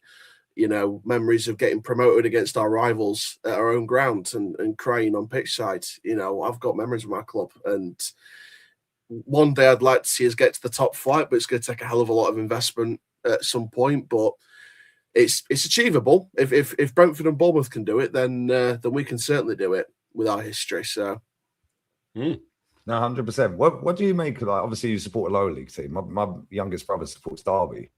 Yeah. For no apparent reason. There we go. But what's it like for you supporting a lower league team when you see all these Premier League clubs, right, spending all this fucking dough, and your club don't generate the money to be able to do it. So you're scrimping and scraping for a loan here. You said like you've gone out and got a loan player in 24 hours of getting knocked out of the cup. Like, yeah. And what's bearing it in like mind for this you lone guys? player, but bearing in mind this lone player was getting rumoured for Sheffield Wednesday, was getting rumoured for Championship clubs because he had a really good spell at Crewe last On season. the Wednesday. And He's got a fucking shirt for everyone. we've got them in a few My older weeks. brother grew up sporting Wednesday. We literally have them in a few weeks, and I'm so looking forward to seeing what happens with that game. No, like this guy was getting rumoured for Sheffield Wednesday, he was getting rumoured for Championship clubs, and people were telling me in the summer, oh, it's unrealistic to get him. He might cost a lot of wages. I sat there and said at the start of the summer, it ain't unrealistic to go for a player like that. What happens? Well, it goes back to the last league game on Saturday. Our manager came out straight after that 0-0 draw with Barnsley, and I wrote it in the chat on one of your streams, Lee, and he said, I don't care if the window shuts in 2 weeks. If you don't step it up, I will replace you. What happens after 24 hours after the cup exit on Tuesday night? We replace one of our players. he just goes out and gets the business done. And our business was done, but he goes out and brings in more players. And it's what our manager is. It's the same manager, by the way, and I've said this to you, Lee, before. Same manager that called deadline day a PR stunt, and rather than get the window shut before the window, well, he wants the window shut before the season starts. That's my manager, you know, and that's just what we do. That's a process that I can actually trust compared to, you know, Is this the same manager that said last season? Was it last season that 2 seasons ago every single player in the squad is up for South that don't perform? Yeah, it's the year before we won the league title, he turned around after losing the playoff semi-final and said, if you don't want to be here to win a league title next year, go and tell your agent to find a new football club. And the year later, we won the league. Proper, man. But do you think that because it's the lower league, you can kind of get away? Obviously, it's less PR around the clubs, less fans watching. But do you think like you can get away with that more rather than? I mean, imagine doing that with these pampered millionaires; they'll all cry.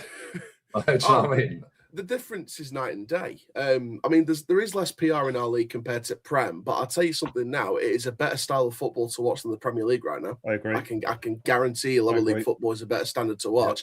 Yeah. And you get those old classic grounds that you used to do in the olden days of the Premier League, like your Esbury Park and your Filbert Street, etc. You know, it's those classic stadiums that you love going to and ticking off that you might not ever get to see again.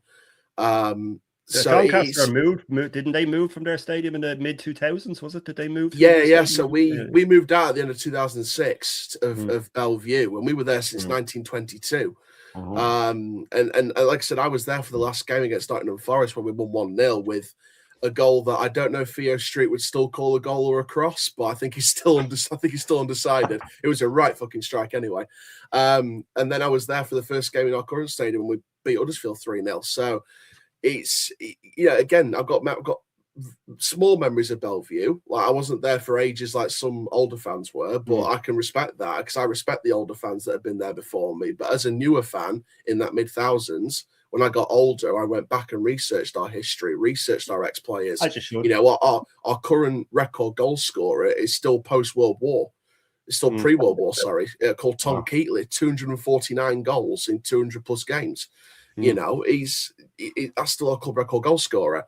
But no, lower league football is a much better watch because not just for the classic grounds, but also there's no technology. We can just go out and enjoy decisions. It don't matter if we get mad about it. We'll laugh about it in 2 weeks' time. We had one last night. There was no technology involved whatsoever. There was a foul that went against us that should have gone for us. Even Middlesbrough fans turned around and said it was a foul for us.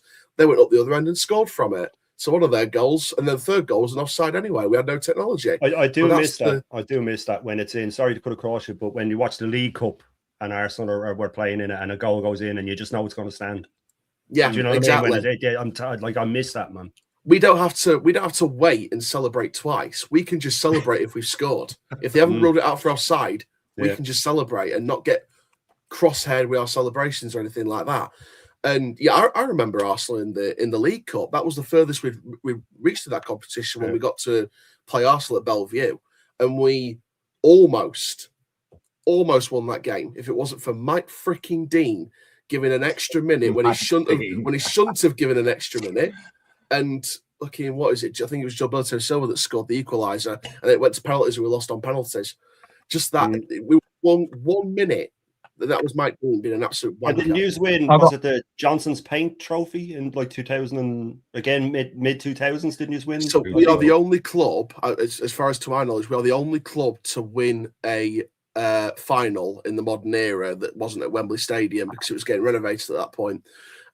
So we played at the Millennium Stadium in Cardiff and beat Bristol Rovers in the Johnston Paint Trophy final. That's the one. 20, and that's why I said this summer I want to win that trophy again this year because it's 20 years since we last won it. Yes, it's now the Virtue Trophy, and there's Premier League Academy teams that are in it now. And people have always put made the the academy argument. teams in it. I never knew that. Yeah. So they revamped it quite a few years ago now, and now you've got like United's under 21s.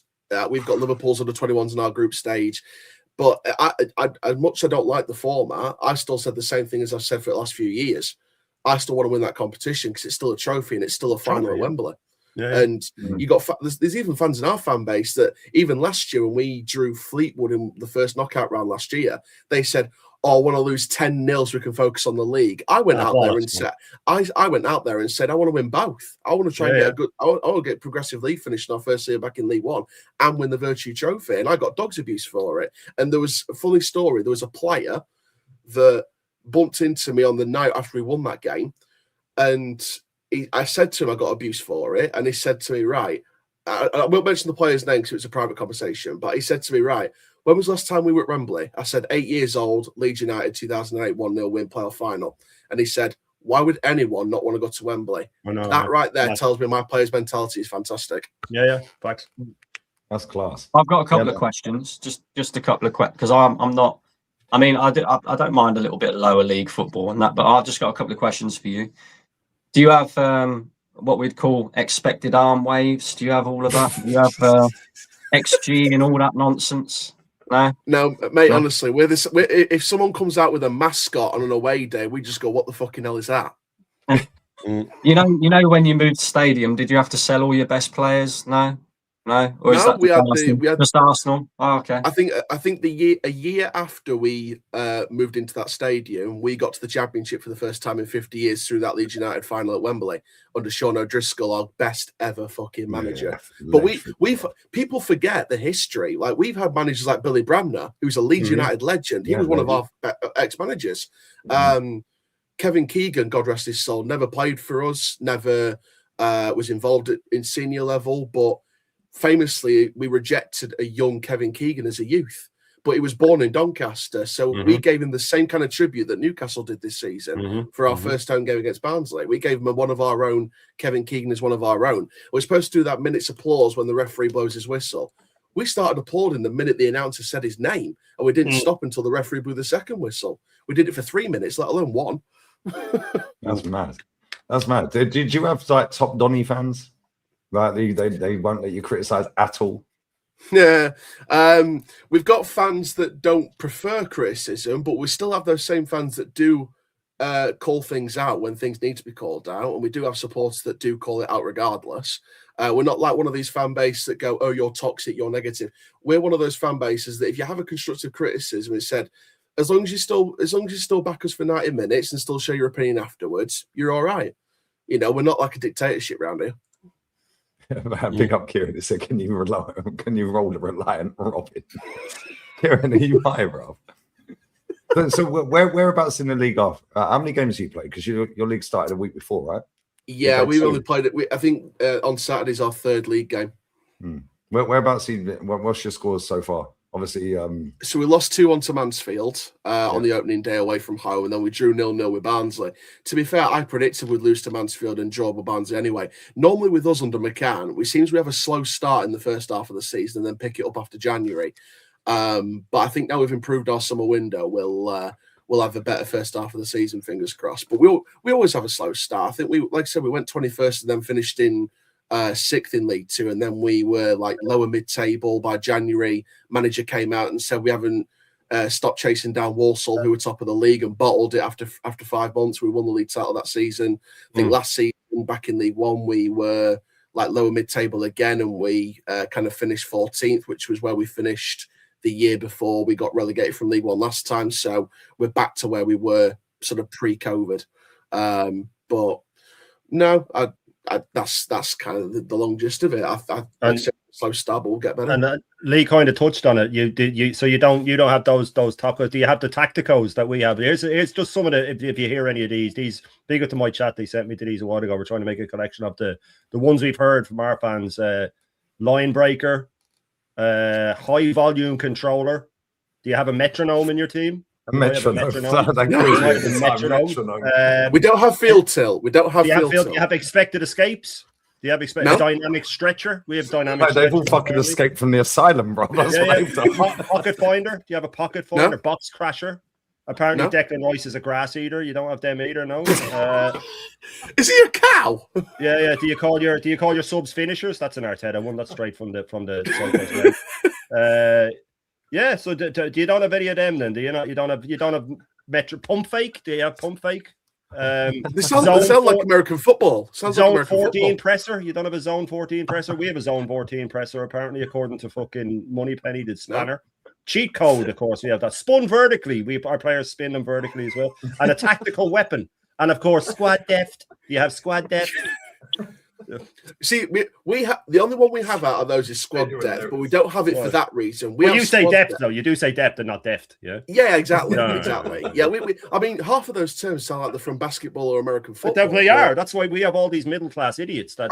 Use all. As soon as you said grass eater, it's like, is Declan Rice a cow or something? That's a real one. That's a real one. Moneypenny said he's a grass eater. He's a grass eater. Big up views for the raid as well, bro. Big up views on Swall for the raid. We don't have a win meter either. We either win. Maybe he meant foie gras eater because that's what he eats. The fucking posh idiot. That comment down there, we don't even have a winner meter. We just have win or fuck off, basically. Yeah. Do you have an advanced forward? No, we just have someone we either have someone who can finish in the back of the net or someone who can just get fucked. And what if your players don't have 10 successful actions? Do you begrudge them if they score 2 goals but don't have 10 successful actions? That's another one. The players already know if they perform well or not because they come out after the match and we see, like, we're not these Premier League clubs that keep them behind 20-foot barricades or anything like that. We see our players face to face within a millimeter distance, going in and going out.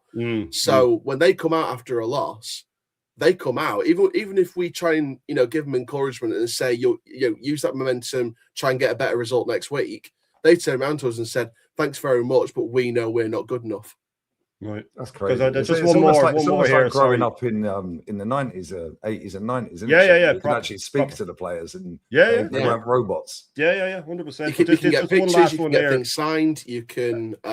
We some of our fans know players on a personal level as well, so we have good conversations with players. So back the way it used to be, yeah, exactly. Even though I didn't have the pleasure of experiencing football in the 90s, I'm one of these modern football fans that doesn't go off the latest trend. I will go off football history and I will go back and watch my history. Proper. And Lee, you know for months and months, Lee, that I've been coaching football anyway. Your knowledge of your football club is mad, bro. And I'm waiting on an interview at the minute for a job at a football club regardless at the minute. So I'm hoping, fingers crossed, I've got through to second interview. When I've already said to people numerous times, if I'm coaching players, I'm not coaching them to roll about on the floor like a fucking fish out of water. I'm telling them to get back up. If you're not hurt, truly, if you're not properly hurt and injured, get up, dust yourself off, play to whistle, and fucking smash his teeth in. You'll like this one then, because one of the ones someone put in was says there was a really funny one last year or the year before who described Kai Havertz as a dynamic stretcher.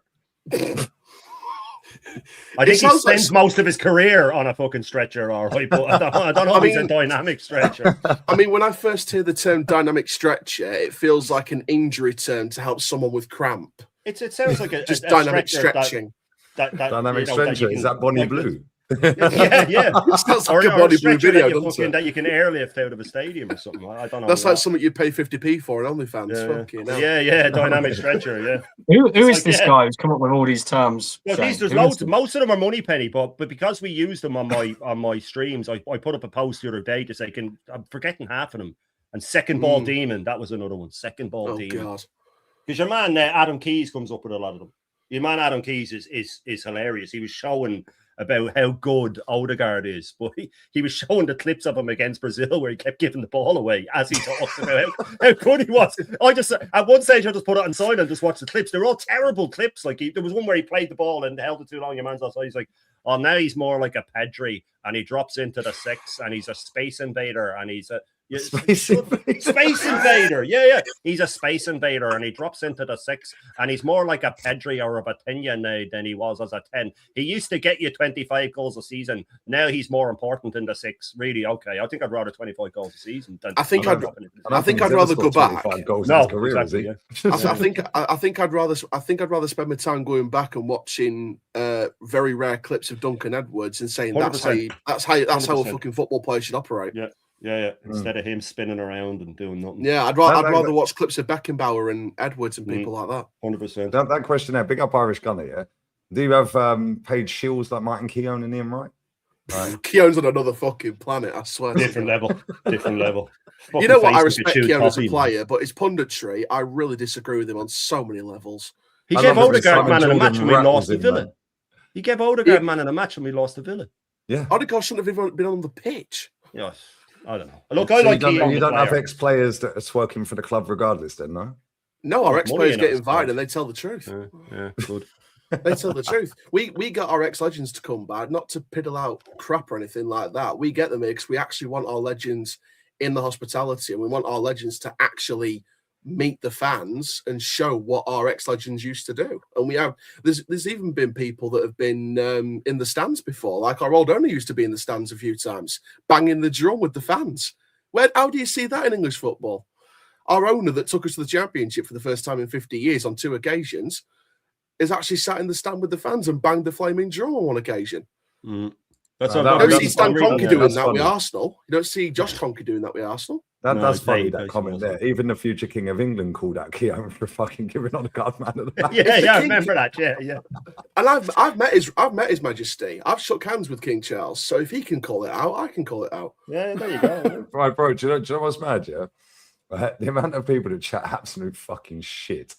Yeah, I'm not even a Premier League fan, but I get swarmed with some of the tweets that are coming from those FPL accounts. Fucking hell. It's like, oh my, I don't even want to say it, but Jesus Christ.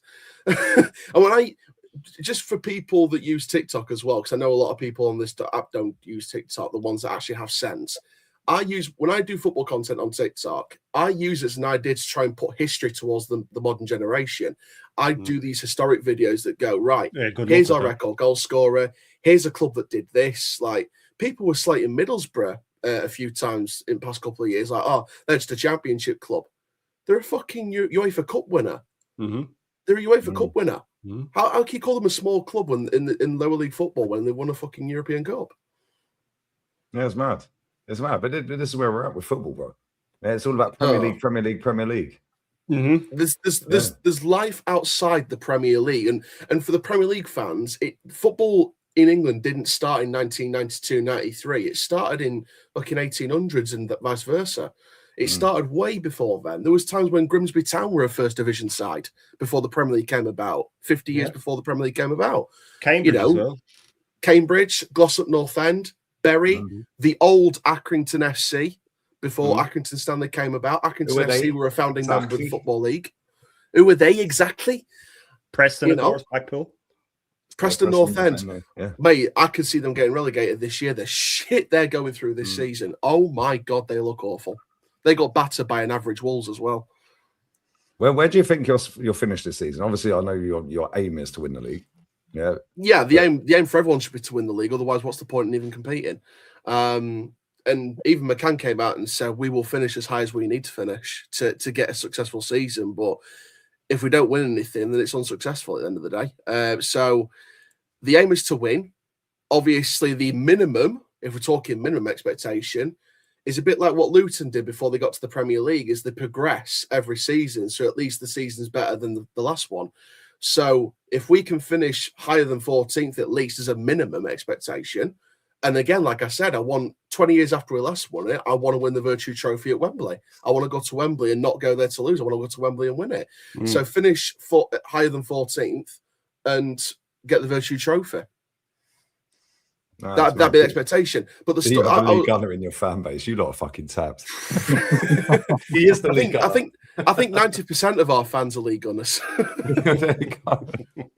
But no, honestly, when I see some of the stuff in the Premier League, when I see the players that are linked to coming into the Premier League and the signings that some of the big clubs are linked to, I'm like, why aren't you going for players in Spain? Why aren't you going for players in Germany? Why are you going for these players that slow the ball down? I think many of you might agree with this. I think in the Premier League, especially in the modern generation, we've seen a rapid, dramatic increase in these kick and run wingers. Where's the wingers like George Best? Where's wingers like that? Why can't we have wingers that directly take on their man? And if they're in shooting range, no matter how far it is, if they're confident they can take a shot, they ain't passing to no fucker. They'll just take their man on. Where's the wingers like George Best? We don't need them type of wingers. We've got Noni Madueke. He takes his man on and he runs it out of play. That's even better. Why would Then he laughs about it. I don't know what Madueke thinks is smart. By the way, any player who laughs in that situation shouldn't be playing professional football full stop. He used to drive me wrong with Adebayor. He used to always laugh when he missed. I thought, what the fuck are you laughing? I don't know who decided to break the mold on kick and touch wingers, kick and run wingers. But where's the Georgie Bests? Where's the David Ginolas? Where's the Jurgen Klinsmans of this world? Where are the players of that ilk? They don't fit systems. All these managers now are bigger than the club. It's all system based. It's like defenders, for example. The managers are playing the game, not the players. I genuinely think if they could get in, Arteta would be well behind it. If they could get in the American football earpiece for the captain, he'd be behind that. Yeah. I mean, I'll take defenders as a massive example. We see all these ball playing defenders that are playing the ball out, playing it out from the back, and it works in some regard, but not all the time. Where's defenders like Ledley, One Knee King? Where those are the ones that defend for their lives. I watched that game yesterday against Middlesbrough, even though we lost, and I'm seeing people run 20 yards and get a last-ditch block at the final second to clear it off the line or near enough out for a corner with a last-ditch stretch. Did they celebrate like a goal? Did they celebrate it like a goal? They didn't celebrate it like a goal, but I tell you what, they were passionate. And in fact, that very player, or I think it was another player later on, gave it to fucking Middlesbrough fans as soon as he got it out of play for a corner. I've seen a player last week in the Premier League, I can't remember who it was, that just booted it out of play and celebrated. I won't say we celebrated it. But we gave the Middlesbrough fans, some proper stick when we kicked it out of play. We didn't celebrate it like we would a goal, but we kicked it out, and then we celebrated in front of the Middlesbrough fans, like, yeah, you can't score today, you're fucking shit. That kind of thing. Not that kind of celebrating, but a different kind of shithousery. Yeah, Brandon, bless up for jumping on. I know you got to go, mate. I got to leg it as well. Thanks for your input always. Fucking hilarious, man. You're funny as fuck. Man. Shane's got to go as well. But Brandon, what you got coming up, man? Not a lot, really. We'll just see. We'll see, won't we?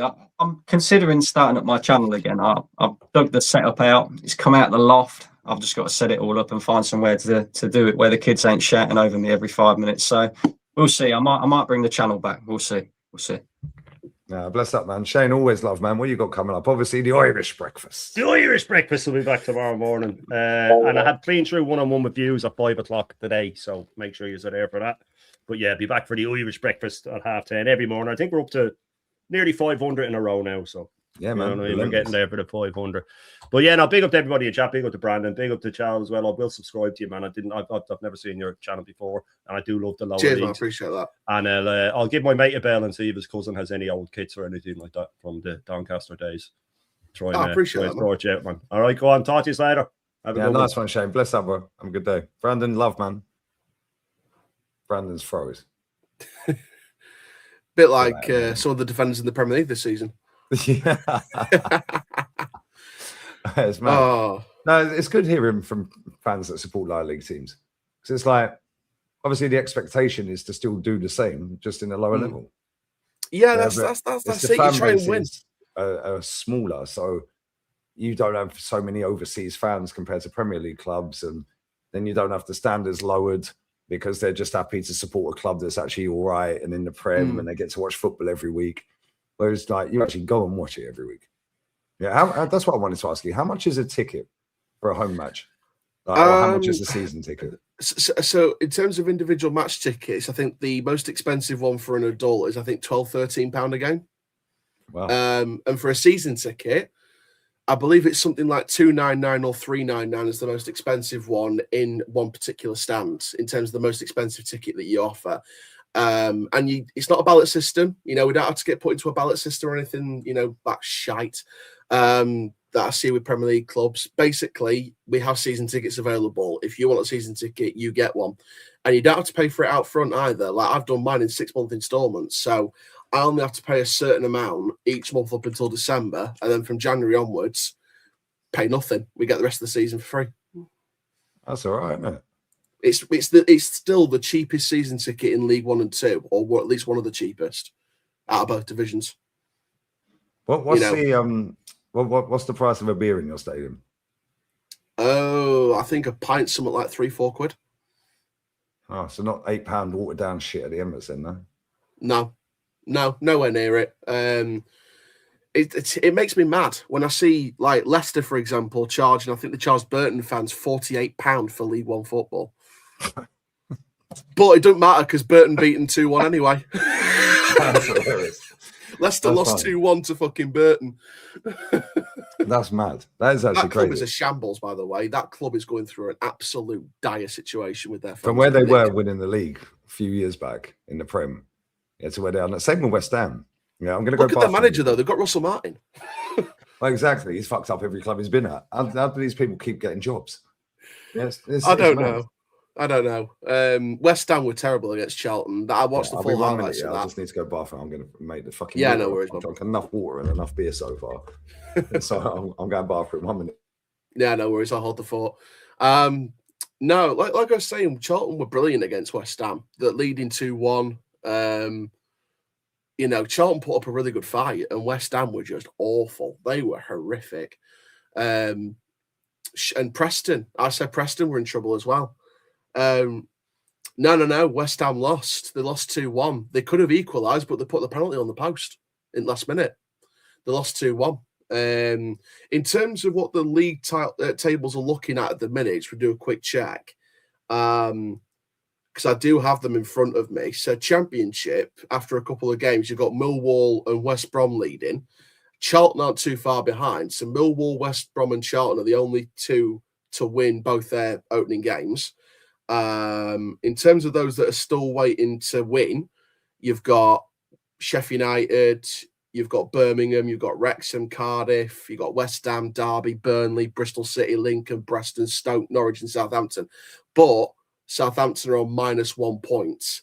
And also Sheffield United could be getting a 12-point deduction because of the situation with the previous owner that could be, well, I think they have been wound up in a court. So because the previous owner's company wound up during the process in which the new owner took over, looks like they're going to get a 12-point deduction unless they can find some way around it, like an embargo.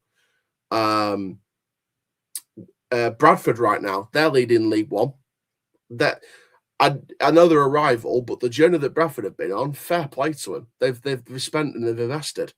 Luton's up there, Huddersfield's up there, Burton's been a good surprise package so far.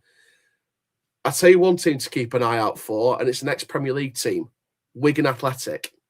They're in the relegation zone right now. They've not won a single game so far at this early stage, and I think Wigan could be a sleeper pick for people to get relegated to League 2, which is just shambolic for a club the size of Wigan. In League 2, you got your Barnets, Crewe, where two of our players have gone. Walsall's up there. Let's see if they don't bottle it this time. Thoughts on Luton Town? I think they'll do well this year. I sat there in the summer and said there's two sides in League 1 that are going to either have really good seasons or really bad seasons. Luton and Plymouth, because they've got two managers that are inexperienced, but it can go either way. Luton right now are third. Plymouth are in the relegation zone. So Leyton Orient, they're not doing too badly to start off, kind of a mixed start. Borough have had a mixed start. Crewe have had a really good start. I was pitch side for Bradford Crewe a couple of seasons ago, and the fight between the Bradford and Crewe fans, oh my days. There were literally one gate separating Bradford and Crewe fans. Jesus Christ on the bike. Do you have support? We have supporters abroad.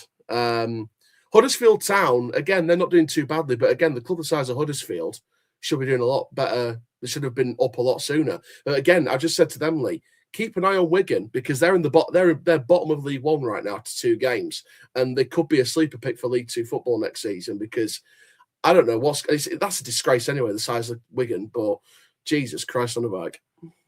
Mad, isn't it? Like seeing some of these clubs like as fucked as they are is actually mad. But the story of Bury's the saddest one. Bury's the saddest that one. club's fucked, man. It's finished, isn't it? It's done. Well, they're back on the way up now, which is brilliant. They're only 3 promotions away from the Football League, but they shouldn't have been in that position in the first place if they were run correctly by 2 people. One who spent well over the odds and didn't recruit that money back and found out he was in debt afterwards. And another owner who didn't even know Bury existed. They didn't even know there was a football team in Bury when he took it over. And he bought it for £1 allegedly. And then obviously they expelled them from the EFL. And we've been calling for this independent regulator for years. And finally it looks like it's coming in, thank God. But we had an independent regulator. And if we didn't have that independent regulator, clubs like that would still be getting taken over. Look at Sheff Wednesday with Chancery. As soon as that owner left the football club and they went into administration, all the seats that were spelling his name Chancery in one of the stands, they ripped him out the next day. They despise Chancery. And Sheffield Wednesday are glad to be in the position they're in. But I was saying to them, Lee, Sheffield United could be getting a 12-point deduction because the previous owner, their company's wound up in court. So Sheffield United could be on -12 in a couple of weeks. For fuck's sake. So one Sheffield club's saved and the other one's gone to shit. And Chris Wilde don't look like he started the season well either. Or is he still the manager? He's still manager, but they've not won a game yet. In fact, I think they've drawn 1 and lost 1. But if they got to -12, couple with that Southampton on -1 after their win on Saturday, it's not looking like a very good relegation zone when you got all those big clubs down there: Preston, Stoke, Norwich, Southampton, Sheffield United. Burnley's not won a game yet. Neither's West Ham. West Ham are fucked, mate. They've just sold Juve to Brentford for 40 million. Yeah, they've done, I think, 30 million this summer, and they've bought in 200 mil if that deal goes through. Yeah, it's like Jesus Christ. They'll get relegated again, I reckon. And honestly, there's a couple of young players that I think they could have built around long term that actually could have started for West Ham in the Championship. What do? They sell them on and they get a little bit of profit, but they don't really do much with it. No, that's the problem with West Ham. Their fans must be going mad. I do have to go out in about 5 minutes, bro. Yeah. But, But no, bless up for coming on, man. Yeah, the chat have liked it as well. Come on, chat. That's how we roll. Yeah, no, bless up, man. Wednesday afternoon. It's been a mental kind of past few months with everything going off, and I mean, Dad would be proud first and foremost. Come on, bless up, man. Bless up to Dad, man. But no, he'd be proud of what we're doing. Like I said, getting to see my club every week still. Like I said, got a potential job in the EFL coming up. I still got the theme park content going on as well. I literally travelled in September for the theme park awards, the UK theme park awards, because I'm nominated for content creator of the year. So, I get to tell them what your channel is. Shout your channel out, bro. So that channel's called Coaster, COASTER space Chal, CHALL, as it's written on there. And the link to vote is on there, but the vote closes literally in 2 days. So if you want to vote for the UK Theme Park Awards, then come on, Chad, get him the award, man. Yeah, I literally travelled there for a couple of days in September. In fact, what I'll do, Lee, quickly, because I can get it up, because I've still got the link on here on my bookmark tabs. I will put it in the private chat, and if you want to copy that and put it in the main chat. I can't find your link on the app on here. They did this with Shane earlier as well. I was put it in the title. But yeah, chat, make sure right now, you vote for Charles' channel. Just be careful. You do have to register, and it is the last category to vote for. So if you don't want to vote for any of the others, just skip it to the last one, and then it's on there. So I go to Blackpool for a couple of days in a couple of weeks for the awards ceremony, which I'm looking forward to, because that's the first opportunity I've had to really kind of, mix it with the big guns of the industry and the executives and get the suit and tie out and all that malarkey. And then hopefully, fingers crossed, out abroad at the end of the year, fingers crossed. Yeah, Peterborough smoked Watford 5-1. That were an absolute ridiculous scoreline. Who's Peterborough's manager now? Luke Williams. It's funny because between his last job and taking the Peterborough job, he was working in Bristol Airport. No way. He worked in Bristol Airport. He said he wanted to take a break from football and the glitz and glam to work a normal job and provide for his family. And then when the right job came up, he said he'd come back into football, and he got Peterborough. That's actually mental. So again, even at that level, you got people doing normal jobs, and the players at that level aren't getting paid. But Jesus Christ, the money getting paid at Premier League level is borderline criminal. With some of the performances that I see. Who's the highest paid player in that league? I think the highest paid player at my club, first and foremost, I think is only on about 9-10 grand, I'd say, a week. I think for the whole league, you'd probably say it's the big clubs like the Leicesters and that have still got people on 40k a week or something. I think in terms of the ones that were in the league last season, you're probably talking like maybe 20-25k a week as the kind of top earner at League One. But it keeps going up. Even non-league starting to get big wages. But nah, man. They have it on Sky, though, didn't they? Some matches on Sky, but we get put on Sky Sports Plus most of the time, which is like the little like streaming thing. It's not even on proper Sky Sports telly, but they have got the cameras out every now and then. They moved Barnsley to a 12:30 kickoff because of Sky and because of the police, etc. So, but there was no trouble as far as I'm aware. But no, it's all changed from 10 years ago in terms of World League football. Like we've just got our new. This is the first season we've had permanent electronic billboards. Like we've not had that in. We only have that for like big Premier League cup ties, and big television games. But we now have a permanent digital scoreboard around 3/4 of the stadium for the first time in our history, which is something that we all cherish. I remember that. Do you remember Darlington's fucking 25k stadium that forced them out of existence? Jesus fucking Christ! It's sad what happens to a lot of these clubs, but this is where I feel like the bigger, like the pyramid, like the Premier League and all of that, they should be doing more. Like I know it's not their responsibility, but as football's our national sport. Lord Christ for Man City and Man United to help him when Berry got expelled, to help put in just a little bit of money that don't make a dent in their bank account. That's why I shed tears on Terry's channel, Football Terrace, all those years ago when the Super League came in, because I'm like, you're not going to help these clubs, but you're okay trying to make yourselves richer. And that's why I never trust United's owner, never trust Arsenal's owner, Liverpool's owner, City's owner. I never trust them. The only owner I trust is my own owner, because he actually put his money where his mouth is. And that was after 10 years of a chairman that publicly never put a penny into the football club. So we now have a chairman that actually invests. And I only knew that because someone told me a few years before he resigned that he never put a penny into the club. And that's why we got 2 relegations to League Two in those 10 years that he was chairman, rather than Championship football. Yeah, that's mad. Halimi Sports Doncaster.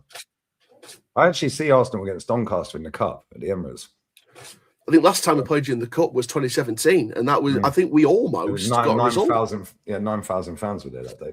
Yeah, and that was the last year of Arsene Wenger. And to be fair, I heard Arsenal fans on the way out saying Doncaster should have got something from that game because they actually were better than Arsenal. It was mental. I was still going on AFTV back then. Yeah, and I swear there was like 9,000 fans from Doncaster travelled down there, and we were about to start filming. And we were just getting moved around in a crowd of people like this. It's fucking crazy, bro. Our fan base can be mad away from home sometimes. No, they were good lads. They were sound, but it was like they were just gassed that they'd seen the Emirates Stadium and nearly got a result. Yeah, we had the same feeling. I can't remember the actual score. 1-0 Arsenal. Yeah, actually, who scored the fucking goal? That's going to wind me up. I think it was either Sanchez or Welbeck. I think it might have been Welbeck. It might have been Welbeck. 2017, 1-0. Walcott. Oh, Walcott, that's it. Walcott, the guy, fucking hell. That's a name from the past now. Theo Walcott, 1-0. Yeah, that was. So I think Sanchez came on in second half. I think, and I think some fans said after. So I watched some of the fan cams afterwards. Yeah. I think some of the Arsenal fans said, "Why did Sanchez play?" You had Matty Blair, and he headed off the bar late on. Oh, he was a right player for us. Absolute right player. We had 27 attempts. 27 shots. You were 19th in League One at that point. It was quite funny that season, actually, because that was 17-18 season.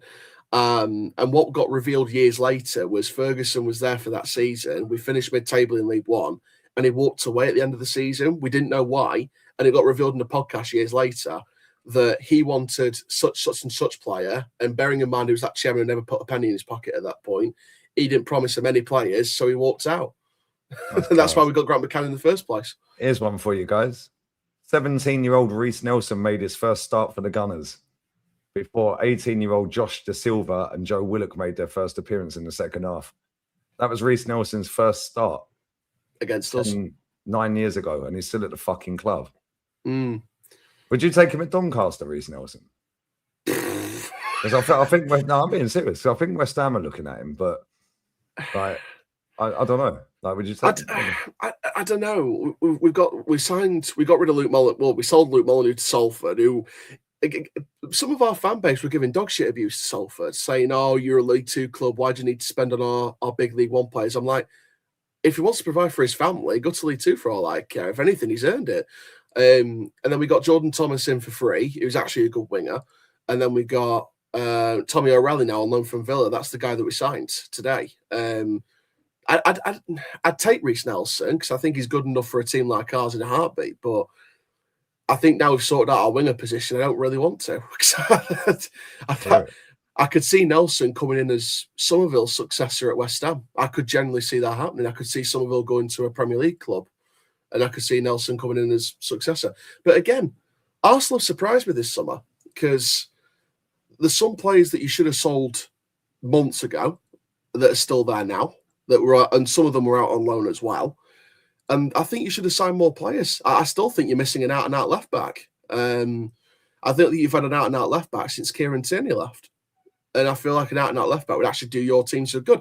And I've hopped on chats with Dan and other people in the past and stuff like that.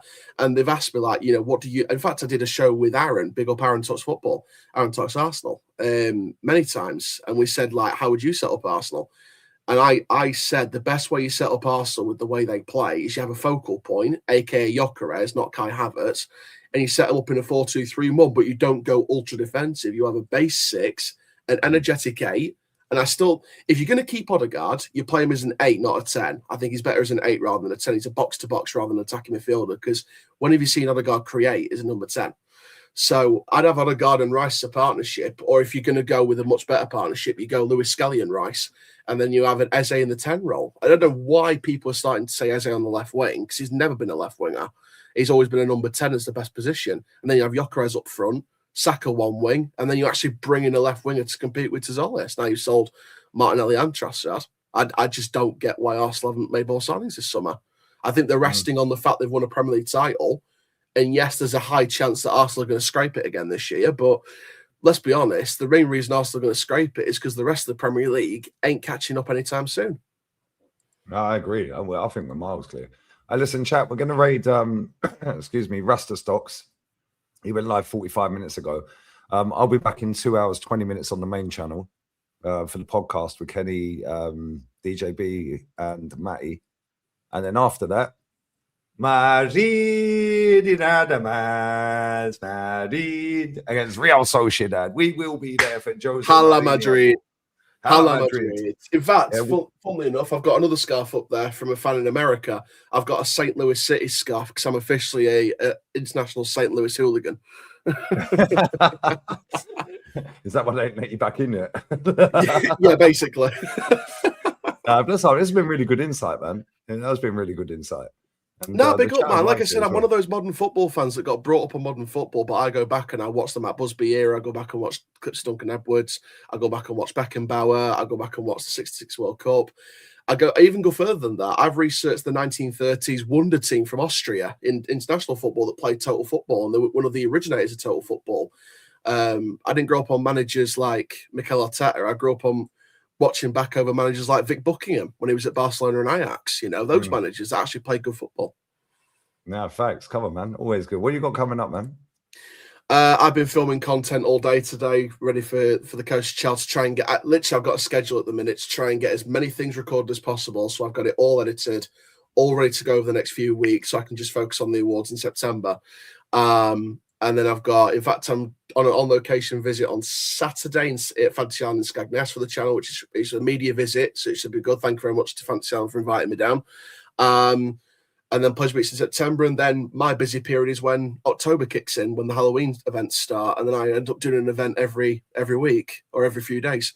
So yeah, and then I hibernate between November and March and see how my club's doing. But no, it's going to be a busy few months ahead. And then obviously big personal events coming up, Christmas, Dad's birthday in a year. So yeah, it's going to be a hectic one for good and bad reasons, but we'll be there. Bless up, man. Appreciate having you on as well, man, and coming on and giving up your time and knowledge of the lower leagues to chat like to. And yeah, man, I listen, and we're going to raid views. I need to go out. I need to go and get some food, man. I am absolutely starving. And yeah, I'll be back again on the main. Hopefully we'll have a Here We Go for Martinelli by then. And yeah, Kenny, DJB and Matty, 6 p.m. UK time. But yeah, we're out, man. Bless up for the likes, comments, subs, donations, all that good stuff. And we're out. I'll see you later. Bosh. Bosh.